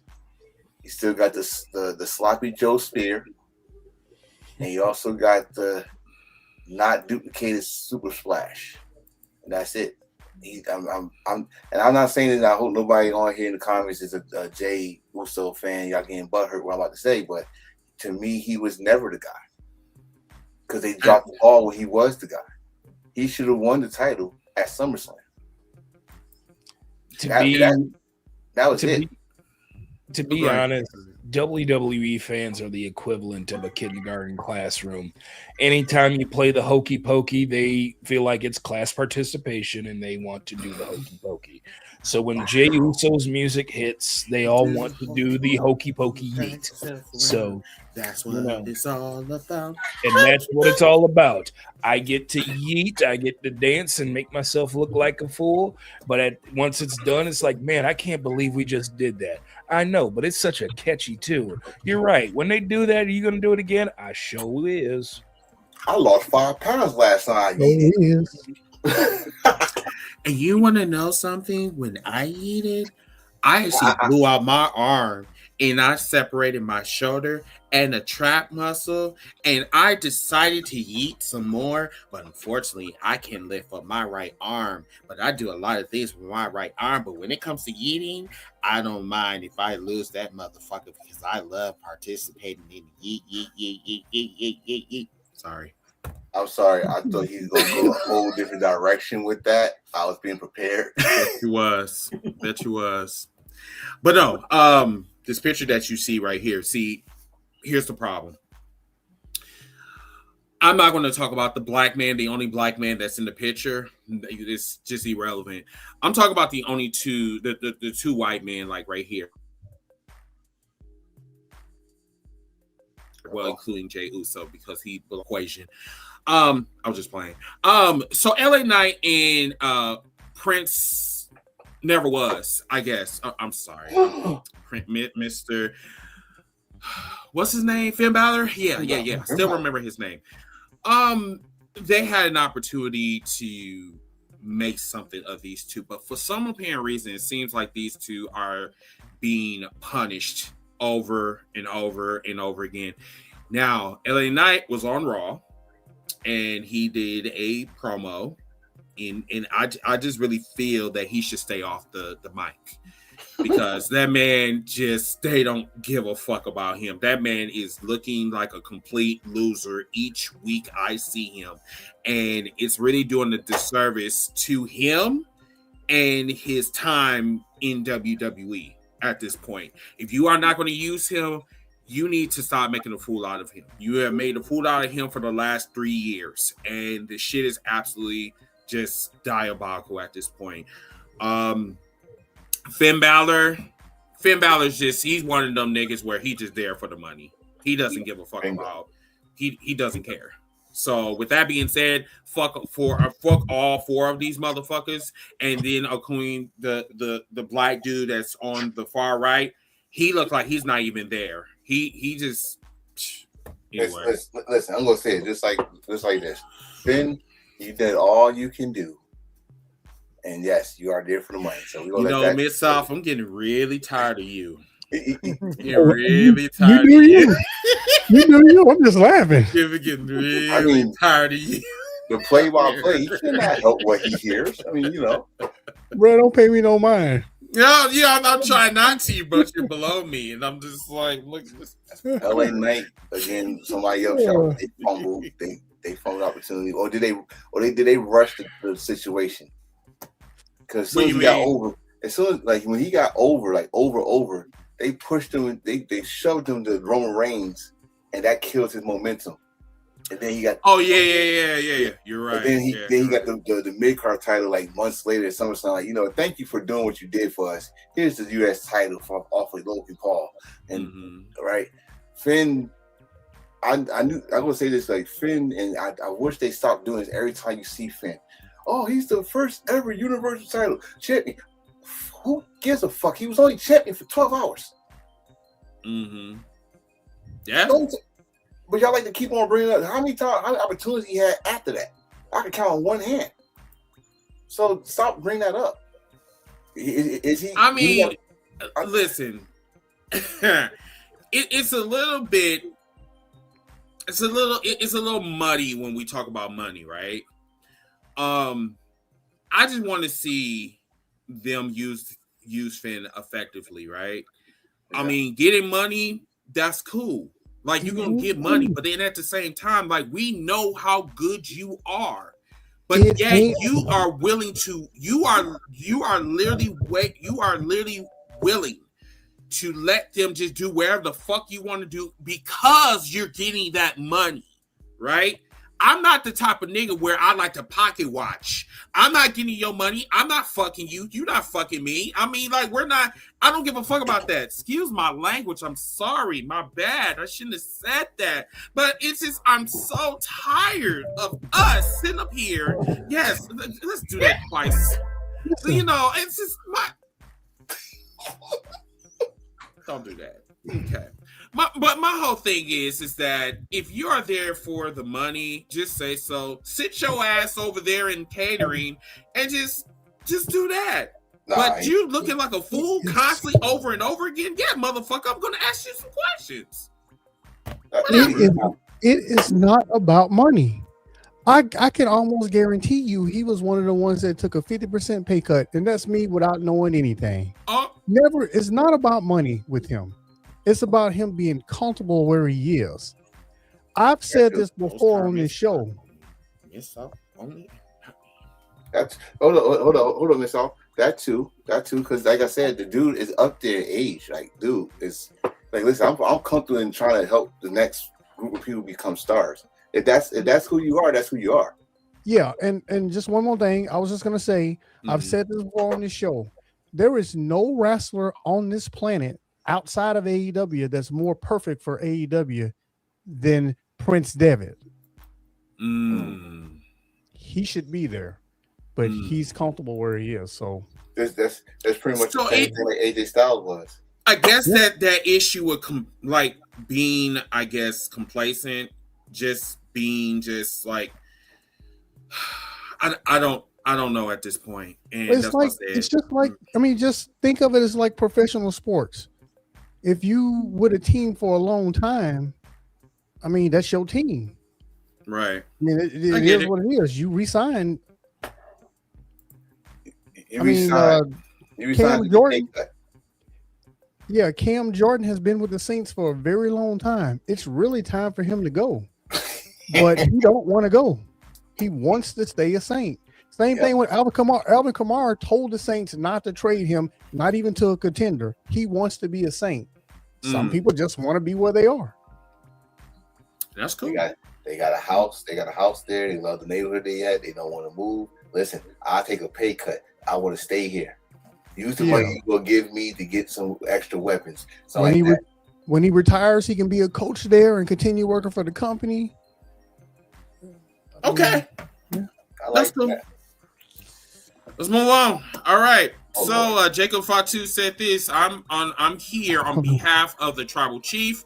I'm not here for Jay. I'm here to talk to Solo. I'll be brief. If there's one way to kill somebody's momentum, there you go. And that's it. They turned the Samoan werewolf into a wino dog on the streets. This the guy that I saw was the longest reigning MLW champion. The guy I saw at House of Glory had a great match with another guy that's supposed to be coming back named Bronson Reed in House of Glory. And now he is pretty much, as they said before the match, you are Roman's servant. You go to serve me. And I don't know if you got this in the next picture, but I don't know if you got the next picture, but what Solo said to him, I hope they keep that same energy with Solo. That's all I'm asking. That's all I'm asking. Don't have him run back to the bloodline either. I love that. That's about it. The only thing I love about the SmackDown when Solo got on and said, "Tell your tribal chief he can go to hell." I'm like, yes, Solo. I love you, Solo. Oh Lord, look at that forehead. Oh, I didn't mean. I didn't mean to pull this up so early. Oh, I did not see this angle. I didn't mean to pull this up so early. Okay. All right. So that's a whole lot of head. Good Lord. Light skin. Stop that shit. Stop it right now. Stop. You got a 6 head. Stop it. Stop it. She don't have dreams. She has movies. Oh, got Vaseline on her forehead. It's shiny. You know, I know about getting some good hair, right? Who's that hitting her? She's hitting her on the head.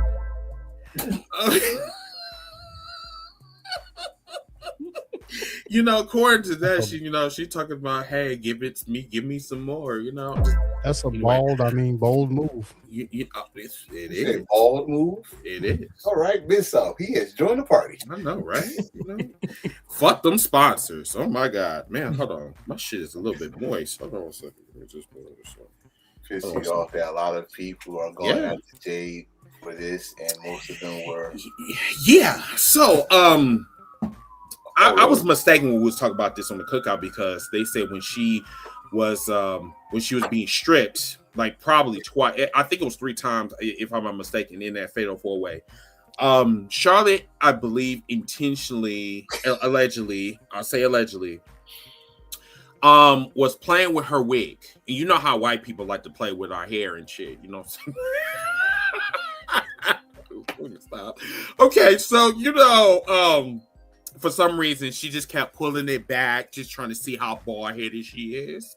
And I guess Jade,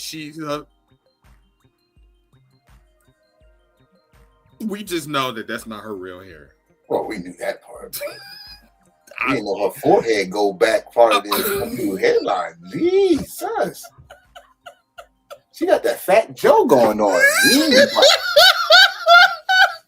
Stop. Listen. For some reason, the bald eagle went for some reason, It's like she was running too fast. That's what it You're looked like. crazy. Okay. All right. Okay. So for some reason, this went viral. I don't know why. But Jay Cargill been really getting Roasted. Yeah, roasted ain't the word, to be honest with you, because I didn't see the video until I got into the fellows was talking about this shit on the cookout, right? And I was seeing the footage, and I'm like, oh my god, this girl is bald-headed. Like, I did not know that. But of course, people are still gonna like the aesthetics. They're gonna like the 8-pack stomach or whatever. But they think that she might be a man. But I don't know that. You like that damn doll from Rugrats, that Don't little do girl's that. doll. Don't do that. Cynthia. There you go. He knows the name, so. Fuck. What the fuck? Y'all, you know what? I'm taking this off my screen because We y'all go just all so along. crazy. You better take it off. I don't care what people saying about You better it. take it off like that I'm wig just coming gonna off her take head. I this did that. I'm gonna take this off because y'all Alright. doing way too much. All right. I think that is. I think that's the last thing I have. So I think what we're gonna do is we're gonna talk about this on the cookout because we got some other items because we got segments, and then we'll talk about this on the cookout, y'all, tomorrow. Okay, so we have something to talk about in the morning. It'll be about 10 o'clock Central Time, 11 o'clock Eastern, because at 9 o'clock I actually have a meeting. I have to have a one-on-one with I am off tomorrow. I will be there. with my manager. Yeah. So we'll talk about that tomorrow. So just hold that in the back of your pocket. And without further ado, we are going to have hold on a second. Let me just You got the music. I missed the music. Did you bring the music, Light Skin? I did not bring the music, but we should bring the music eventually. music where? That's my shit. What do you mean? What we'll talk about it later. You want to talk about it later? I don't want to talk about it now. Okay. But anything. Anyway, without further ado, this is Mr. Lightskin and Mr. The Book of Nardo. So, for those of you that don't know, on TikTok, I used to do this thing called From the Book of Nardo. It started out as my own version of Bill Maher's New Rules, because I was actually a fan of Real Time with Bill Maher until Bill Maher went crazy and, started to change up his whole style. So I decided to give myself my own little rules, because it was kind of like a jab towards that and a jab towards religion, which I am no affiliate member of anyway. So, that being said, from the Book of Nardo, now that Steve Macklin has emasculated TNA president Carlos Silva by telling him to sit back down in your cuck chair, from now on, TNA Impact should have Carlos Silva sit on a balcony in the arena where the light is dimmed So much so that all you can see is an outline figure of him sitting in a chair with a cigar and a Shirley Temple in the other hand. Wow. That way he can lean more and more into this cuck persona and turn it into a character. I mean, why not? Vince McMahon would have done it.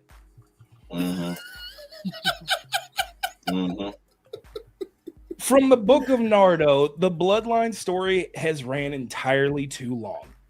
And anyone who keeps saying, let it cook, or let it cook, let it marinate, let it do this, let it do that, are certifiable arsonists, because this bitch has been in the slow cooker for 6 years. And we have been doing nothing but running in circles. Think we haven't? Let me remind you. Roman wins the title. Roman tries to recruit family by gaslighting them.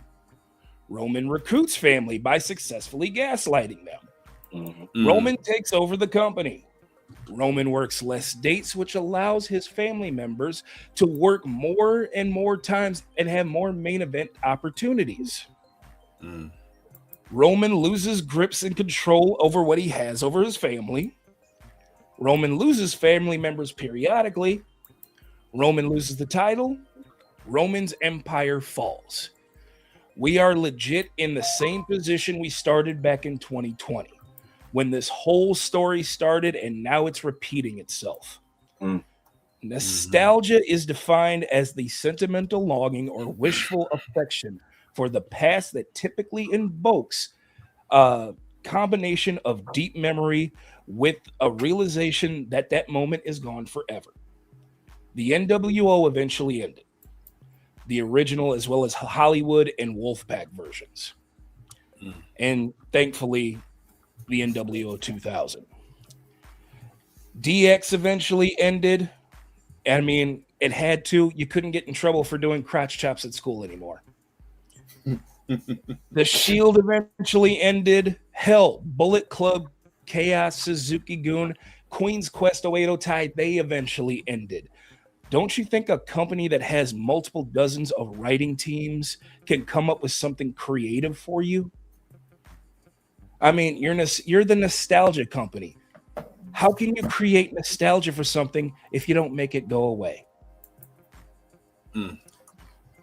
From the Book of Nardo, and this isn't even wrestling related, but if you are one of those self-identifying macho alpha males, in particular, the ones that are, don't have hair and like to comment on people who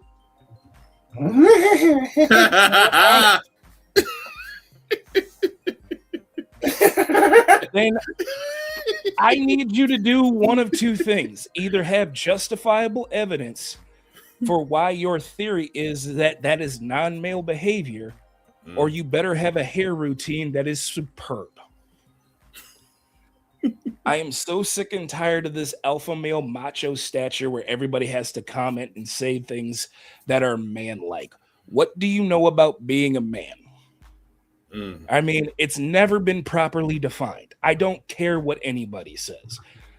We had to sit for the past 2 weeks and watch a 5'6" rapper tell a 6'1" NFL quarterback that painting his nails is non-manly and sends the wrong image.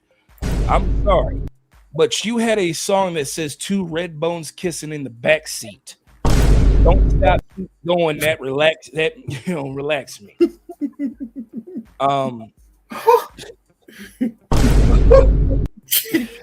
Exactly. Think about this. Who am I going to take advice from? I'm sorry, but if I have kids, I wish that they had half the character that Caleb Williams has. All right?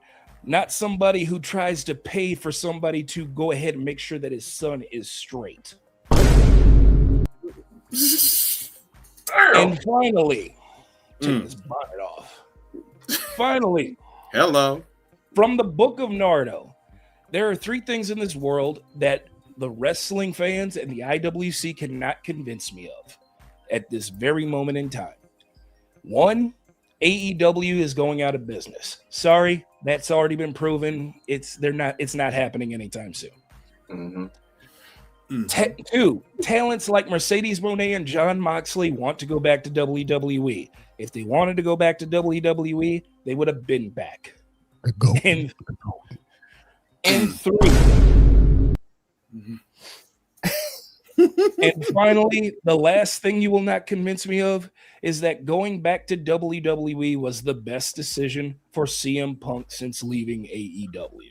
Oh, Jesus. November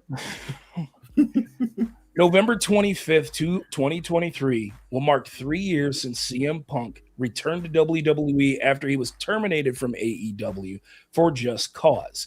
And since his return, he's been a model employee. He's been featured on video games, and he hasn't stirred the pot backstage, not once. Yet.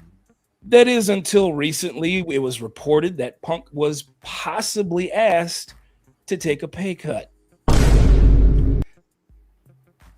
Since then, Punk hasn't been seen since the Raw after Mania. And no one knows where he will be going from here.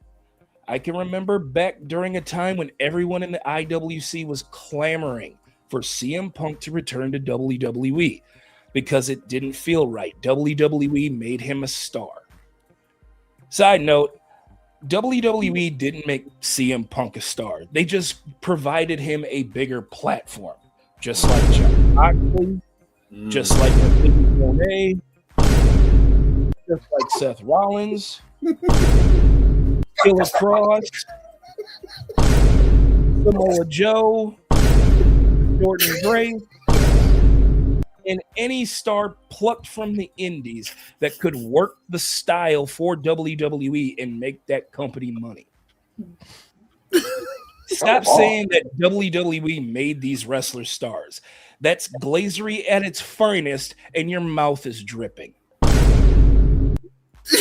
Drop a bomb, Willie. Just drop a bomb. That's a lot of shots. all right. Hang on.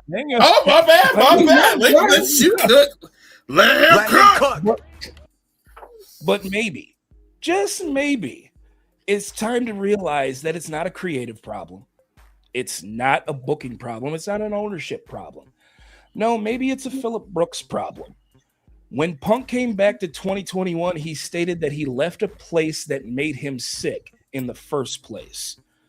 And 2 years later, he ends up going back to that same place. Don't get me wrong. I was a CM Punk fan, but I'm a fan of the wrestler. CM Punk is perfect for WWE. Why? Because that's just what he is. He's a character in a universe that is all about entertainment, not pro wrestling. And Punk's character is perfect for entertainment with just a splash of wrestling, because that's all it is, an act.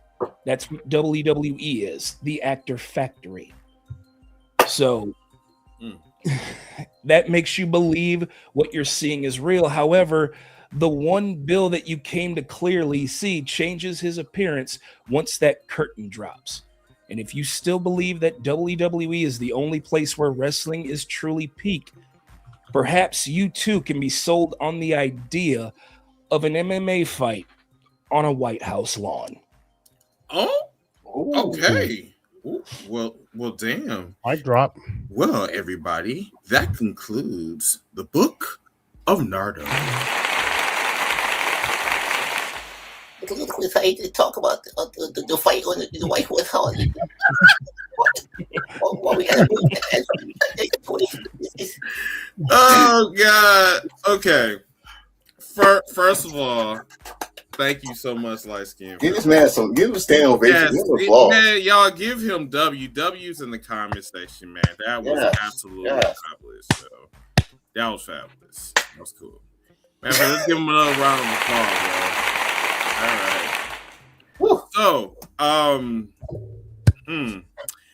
I don't know if I can follow up on that because, but I do have my little segment this week. It's not going to be long. I'm actually going to tell y'all.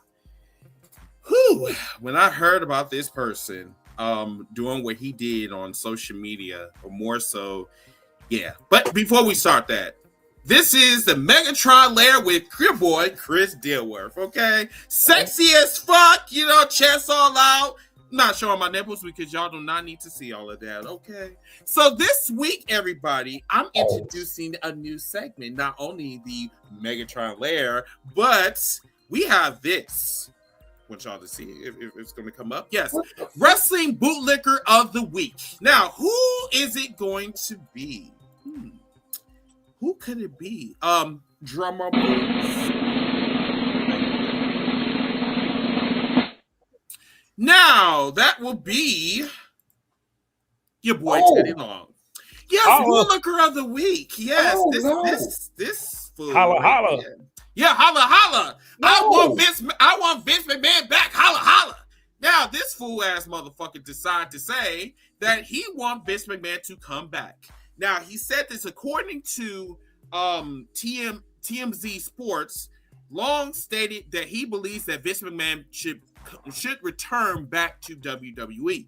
Now, the reason why he wanted him to return back to WWE because he figures that Vince McMahon can steer WWE in the right direction. Teddy, baby. Teddy, listen. For a Negro that sat up here on numerous occasions, on numerous podcasts, and stated that white people were very racist during your time as a referee, as a manager back in the Mid-South days. Not you Mid-South. I'm talking about in the Mid-South days, you know, NWA, you know what I'm saying, all that shit. You even brought up Ric Flair at one point. You stated that you were mistreated. You were called a nigger at one point. Excuse my language, but you were called that. You was called everything under the sun. And then we forward to 35 years later, and now you're on podcasts, you're on TMZ, stating that you want that pedophile, the sexual predator to come back to WWE.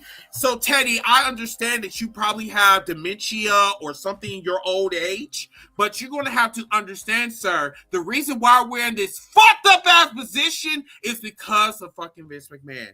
Now, what I need you to do is, sir, I might respect you. I might respect what you have done. You are hilarious. Yes, you are a pioneer. You are even a WWE Hall of Famer, even though that is not a real place. We understand that. But what I need you to do is I need you to use Google.com before you start making these suggestions of who should come back to WWE, even though the motherfucker that you suggested to come back to WWE is the reason why WWE is in this position in the first place. Now, the thing about it is, I should have said Coon of the Week, but ChatGPT censored me, so I couldn't do it. So I just said, hey, how about we just do Bootlicker of the Week? That's a little bit more PG, but that's not up my speed. But I just want people to know this. There are too many of you house Negroes that's coming out in drones. And each time y'all come out in drones and it's in the wrestling industry, which me and Mid-South and Light Skin and Enforcer that we talk about, you know, on a week-to-week basis, sometimes day-to-day basis, I'm calling your bitch ass out. Okay. Yes, Sonic Ring. I'm going to cuss you out to the point where I'm punching you where the Sonic Rings is coming out of your fucking ass. Okay. So with that being said, everybody, Mr. Teddy Long, Bootlicker of the Week. Let's give him a standing ovation, everybody. But you know what? I got even something better. I'm a clown. I'm a clown. I'm a clown. Oh, Holla. my God. You're welcome. Holla, So this is holla. our version of Donkey of the Day? Yes, sir. Yes. It's going to be instead of Donkey of the Day, it's going to be Wrestling Bootlicker of the Week. You're welcome. All righty. Someone asked, "Do you read the chat?" He was in the middle of a monologue. I don't think he was trying to read. He's not ignoring you on purpose. He was cooking, so you don't interrupt the chef when they cook. Sure. Let me go back up. Okay, so Okay, so are you flooding the chat on purpose? Like, what are you trying to do, Dominic? Dominic Mysterio. Like, did you not see me? Like, I was having my sermon. And he came in the middle of the Sherman. Yes. Yeah, okay. He came in the middle. Okay, so what is your question, sir? Like, what's? Oh, so you just came in alive. Okay, so if you have any questions for me or in the past, oh no, okay, cool, all right, because I thought you was kind of flooding up the live a little bit. Yeah, thanks for joining. All right, so with that being said, that concludes my segment. Next week, everybody, when we'll probably have Mid-South and we'll have Enforce, unless y'all want to do it this week. Well, wait a minute. We can't leave. There's one thing we didn't talk about. It's the headline of the show. We didn't talk about Shane Taylor production. Oh no. We're getting to that. As a matter of fact, that brings us to, I believe, the main event. So yes, the main event. Let's drop this down real quick. Okay. So Shane Taylor Promotions, take By Any Means Necessary.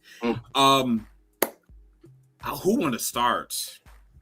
Who idea was this? Was it Mid-South or Lyfe? No, this was my idea. It's all of us. Yeah. Oh, well, all of us. Like literally, yeah, we all want to talk about this. Yeah, because we've been talking about this for a while, and I was like, I really think it's time to give them their flowers. Like, especially after what happened on Saturday against the Death Riders. They were showcased perfectly to perfection.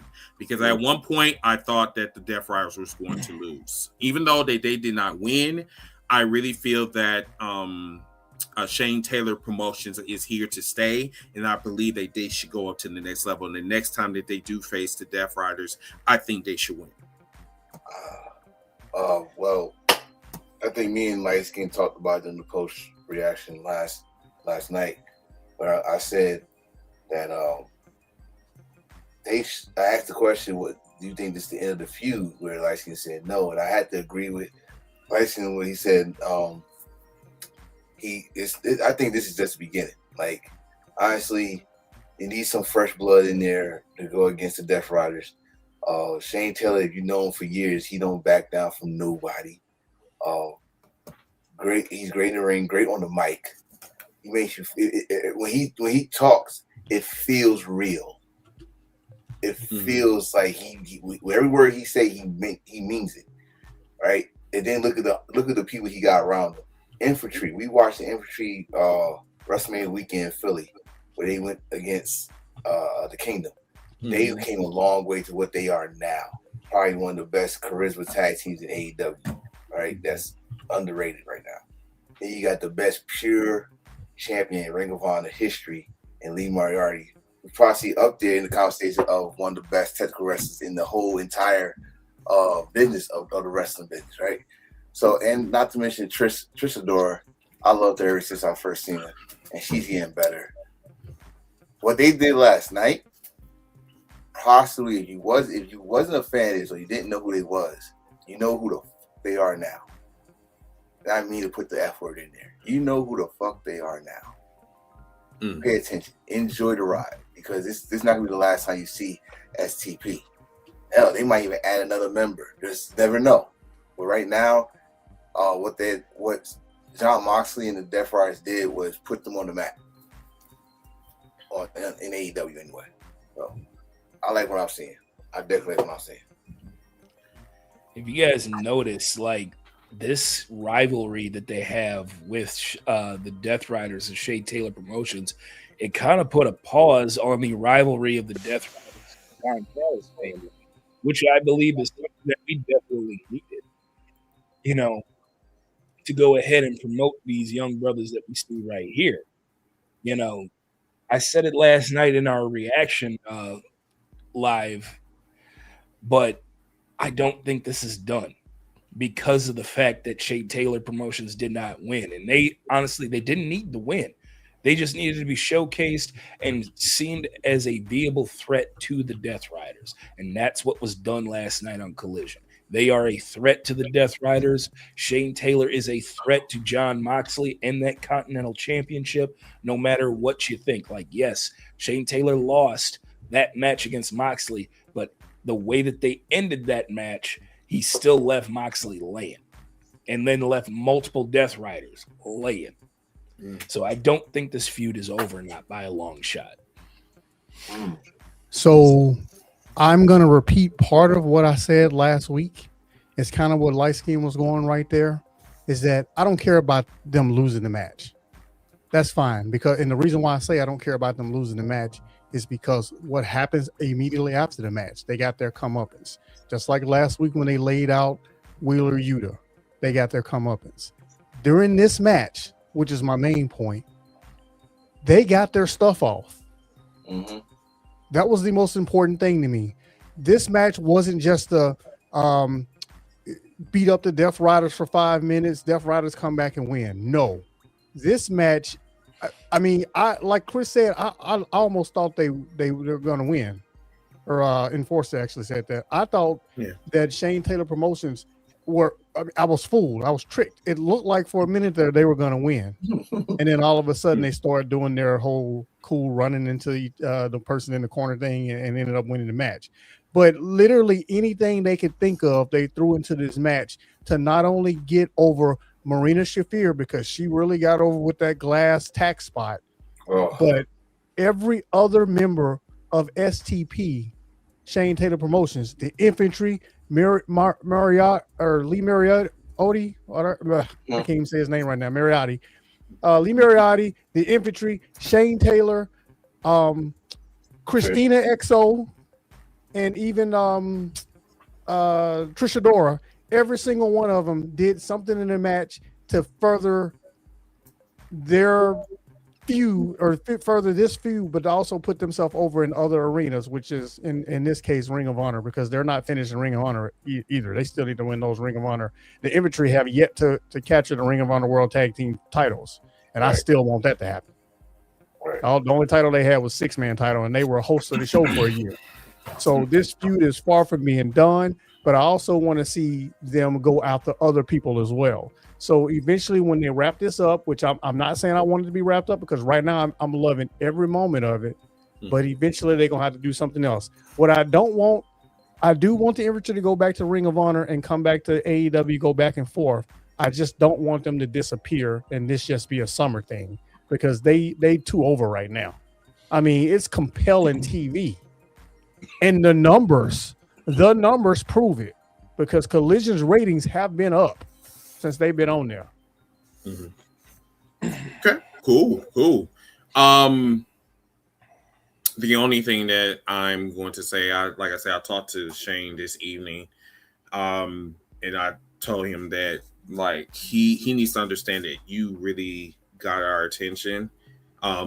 My surprise was I was going to bring him on the show. Unfortunately, he had a death in the family, so he's currently in Cleveland right now. So he's dealing with that. Yeah. So, but yeah, that was going to be my surprise to you guys. Was going to bring him on the show. But other than that, what's up? Can I get some love to Carly Bravo, man? Because, bro, I remember years ago, I want to say maybe year 2 on AEW Dark.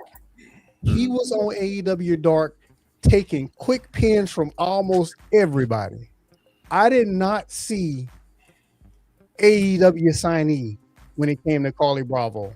And it wasn't because I didn't think he was talented. It's because, I mean, let's be honest, he was on AEW Dark. He was there to put over other wrestlers. But man, him and Sean Dean, God, bro, how far have they come in 6 years? It is insane. Like I said last time, Sean Dean went from being the guy who, quote unquote, beat MJF twice, was laughable, right? Punch is one of those times, if I'm not mistaken, to a credible, he's a credible wrestler in AEW, doggone it. He is somebody who, when he's on screen, Sean Dean and Carly Bravo, I need to see them. And what does that preach? That preaches patience. I say it all the time. Just because I like you, just because somebody likes you, don't mean it's your time right now. Learn your craft, know your role, get better, stick to it, stick with it, and eventually you'll get there. And Sean Dean is, man, him and Carly Bravo together, bro. I need them to win those Ring of Honor tag team titles. It has to happen.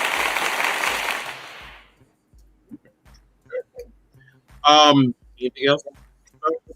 I'm good. Bring up? No. Okay.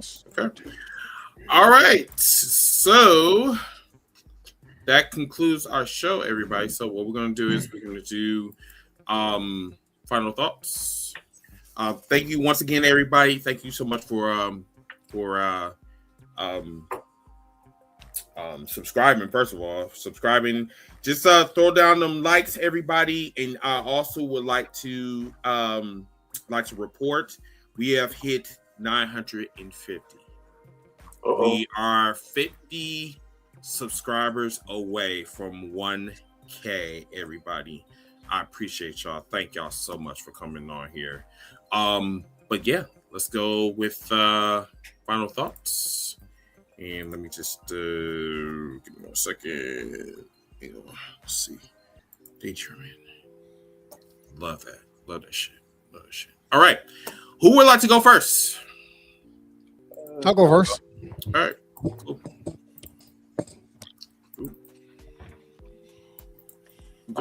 I love tournament wrestling, but that's not the point of this. That's not the point of this final thoughts. I just wanted to say that.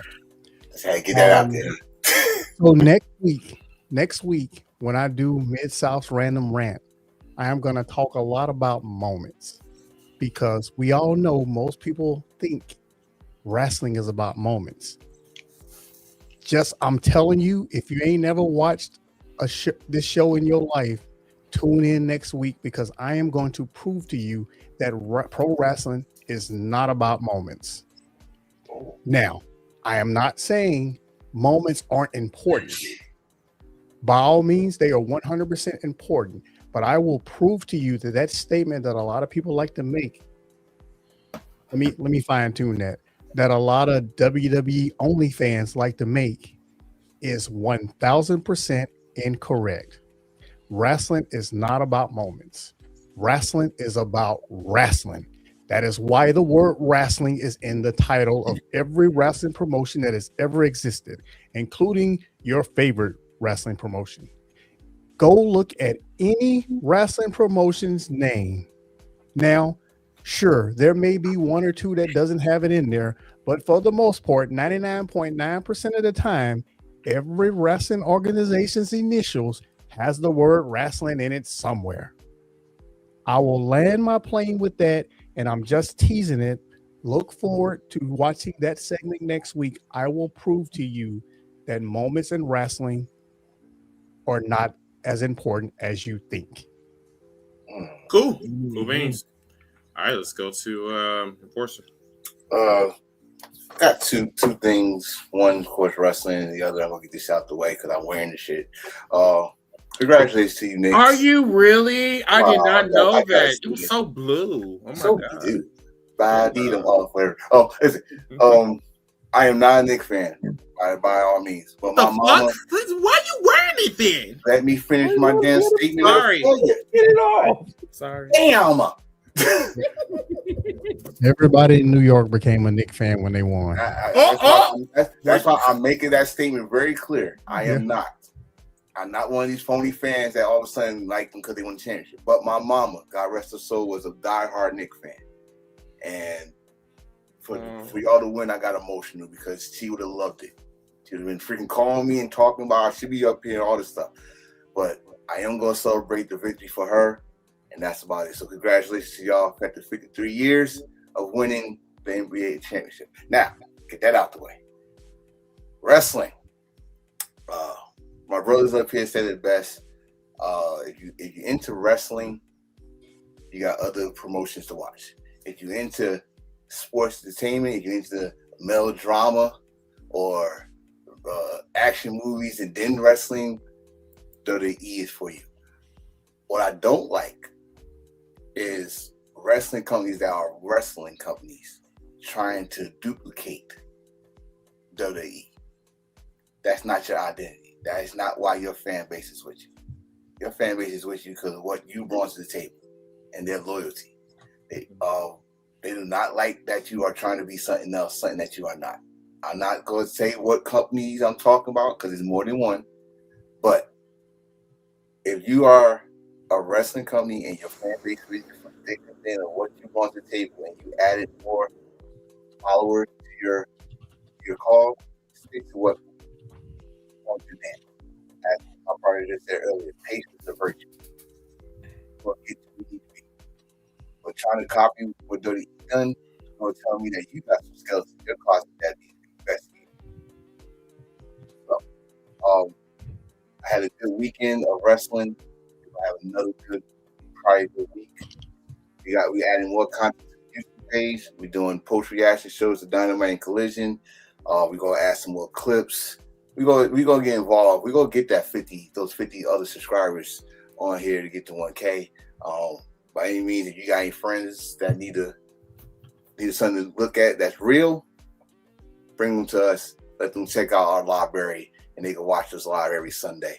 Until then, we all will keep working hard to get 50K, this 50 subscribers to get to 1K, and build from there.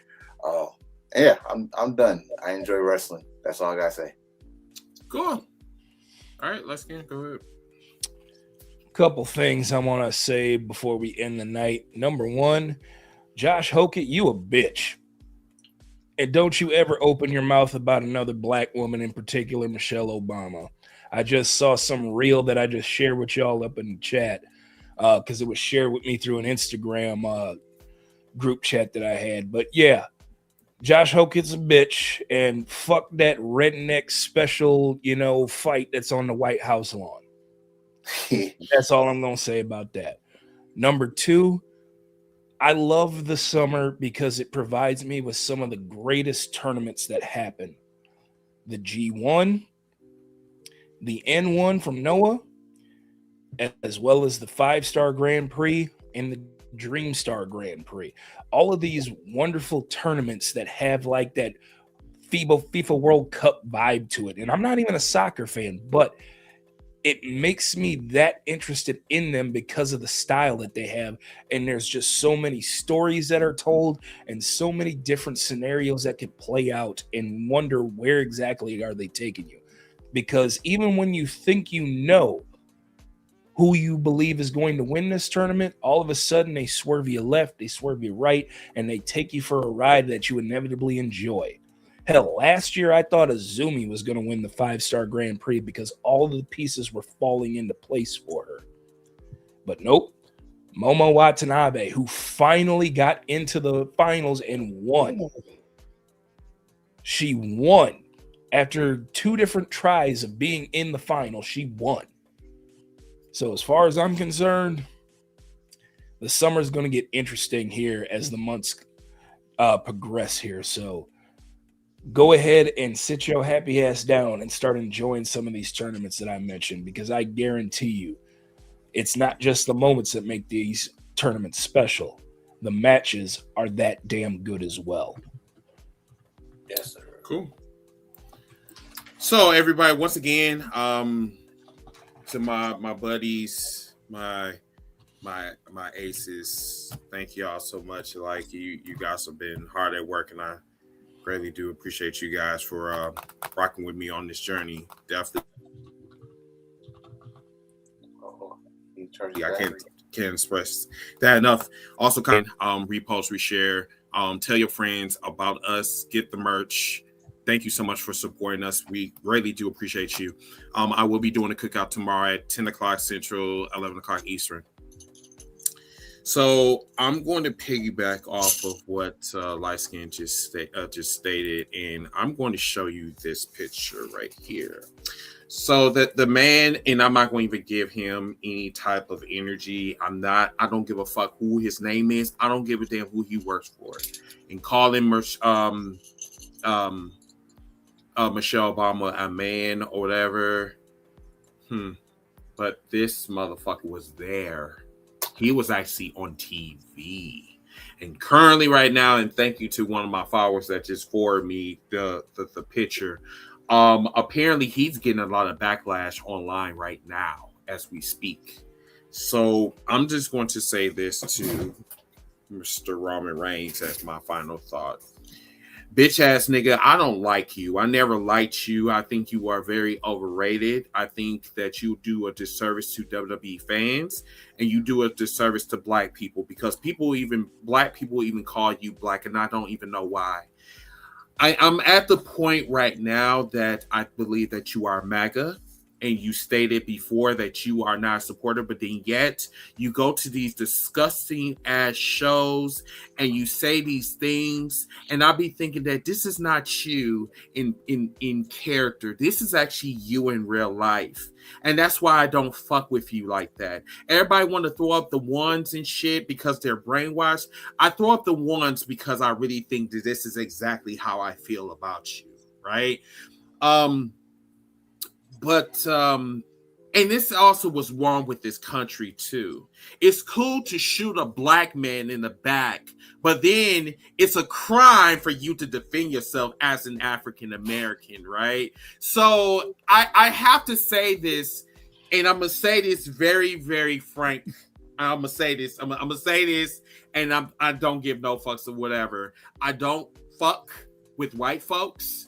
I don't fuck with y'all because number one, I've seen too much in the last 2 weeks, and I am literally at my I'm at my breaking point right now. Which people want to say, "Oh, Chris, you shouldn't say that." This is my motherfucking platform. I'm gonna say where the fuck I want to say because you motherfuckers has been saying so much for the past like 500 years. Y'all have been literally telling us that you don't give a fuck about black people. You treat us as animals. And now you got a fucking meme that's going around toward a kid that's fucking innocent. He literally defended himself against 5 white motherfuckers that was trying to do bodily harm to him. And now he's in prison for 35 fucking years. And now y'all going around and calling him a watermelon felon. So now you want, and then you look at me, and then you say, "Oh, you're angry." You goddamn right, I'm angry because guess what? You saying that shit in person, but you're saying that shit online, but you would never say that shit to a nigga like me in person because you know what time it is. See, I wasn't gonna say that shit, but then when I seen this Roman Reigns bullshit, it pissed me off. It just threw me over the edge. I just said, you know what? I'm not done with Roman Reigns. I promise you I'm not. I will be making another clip. And I will put out Roman Reigns because I don't give a fuck who is a fan of Roman Reigns. I can care less. But at the same time, this bitch ass motherfucker have not felt my venom. The only reason why I'm being very careful right now because of YouTube guidelines, but on TikTok, bitch ass motherfucker, I'm coming after you next. And this is not done. This is only this is part 1. Part 2 is coming up. And that's all I gotta say. With that being said, everybody, that concludes #Heels for Life.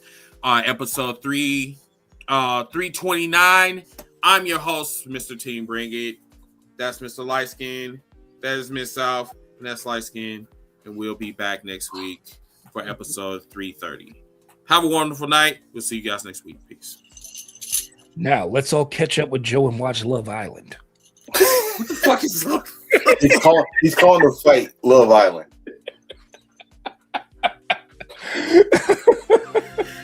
I can't fucking act. On the track. You know what it is. Turn it up. Let it bang. Heels for life on the track. You know what it is. Heels for life. Woo. Turn it up.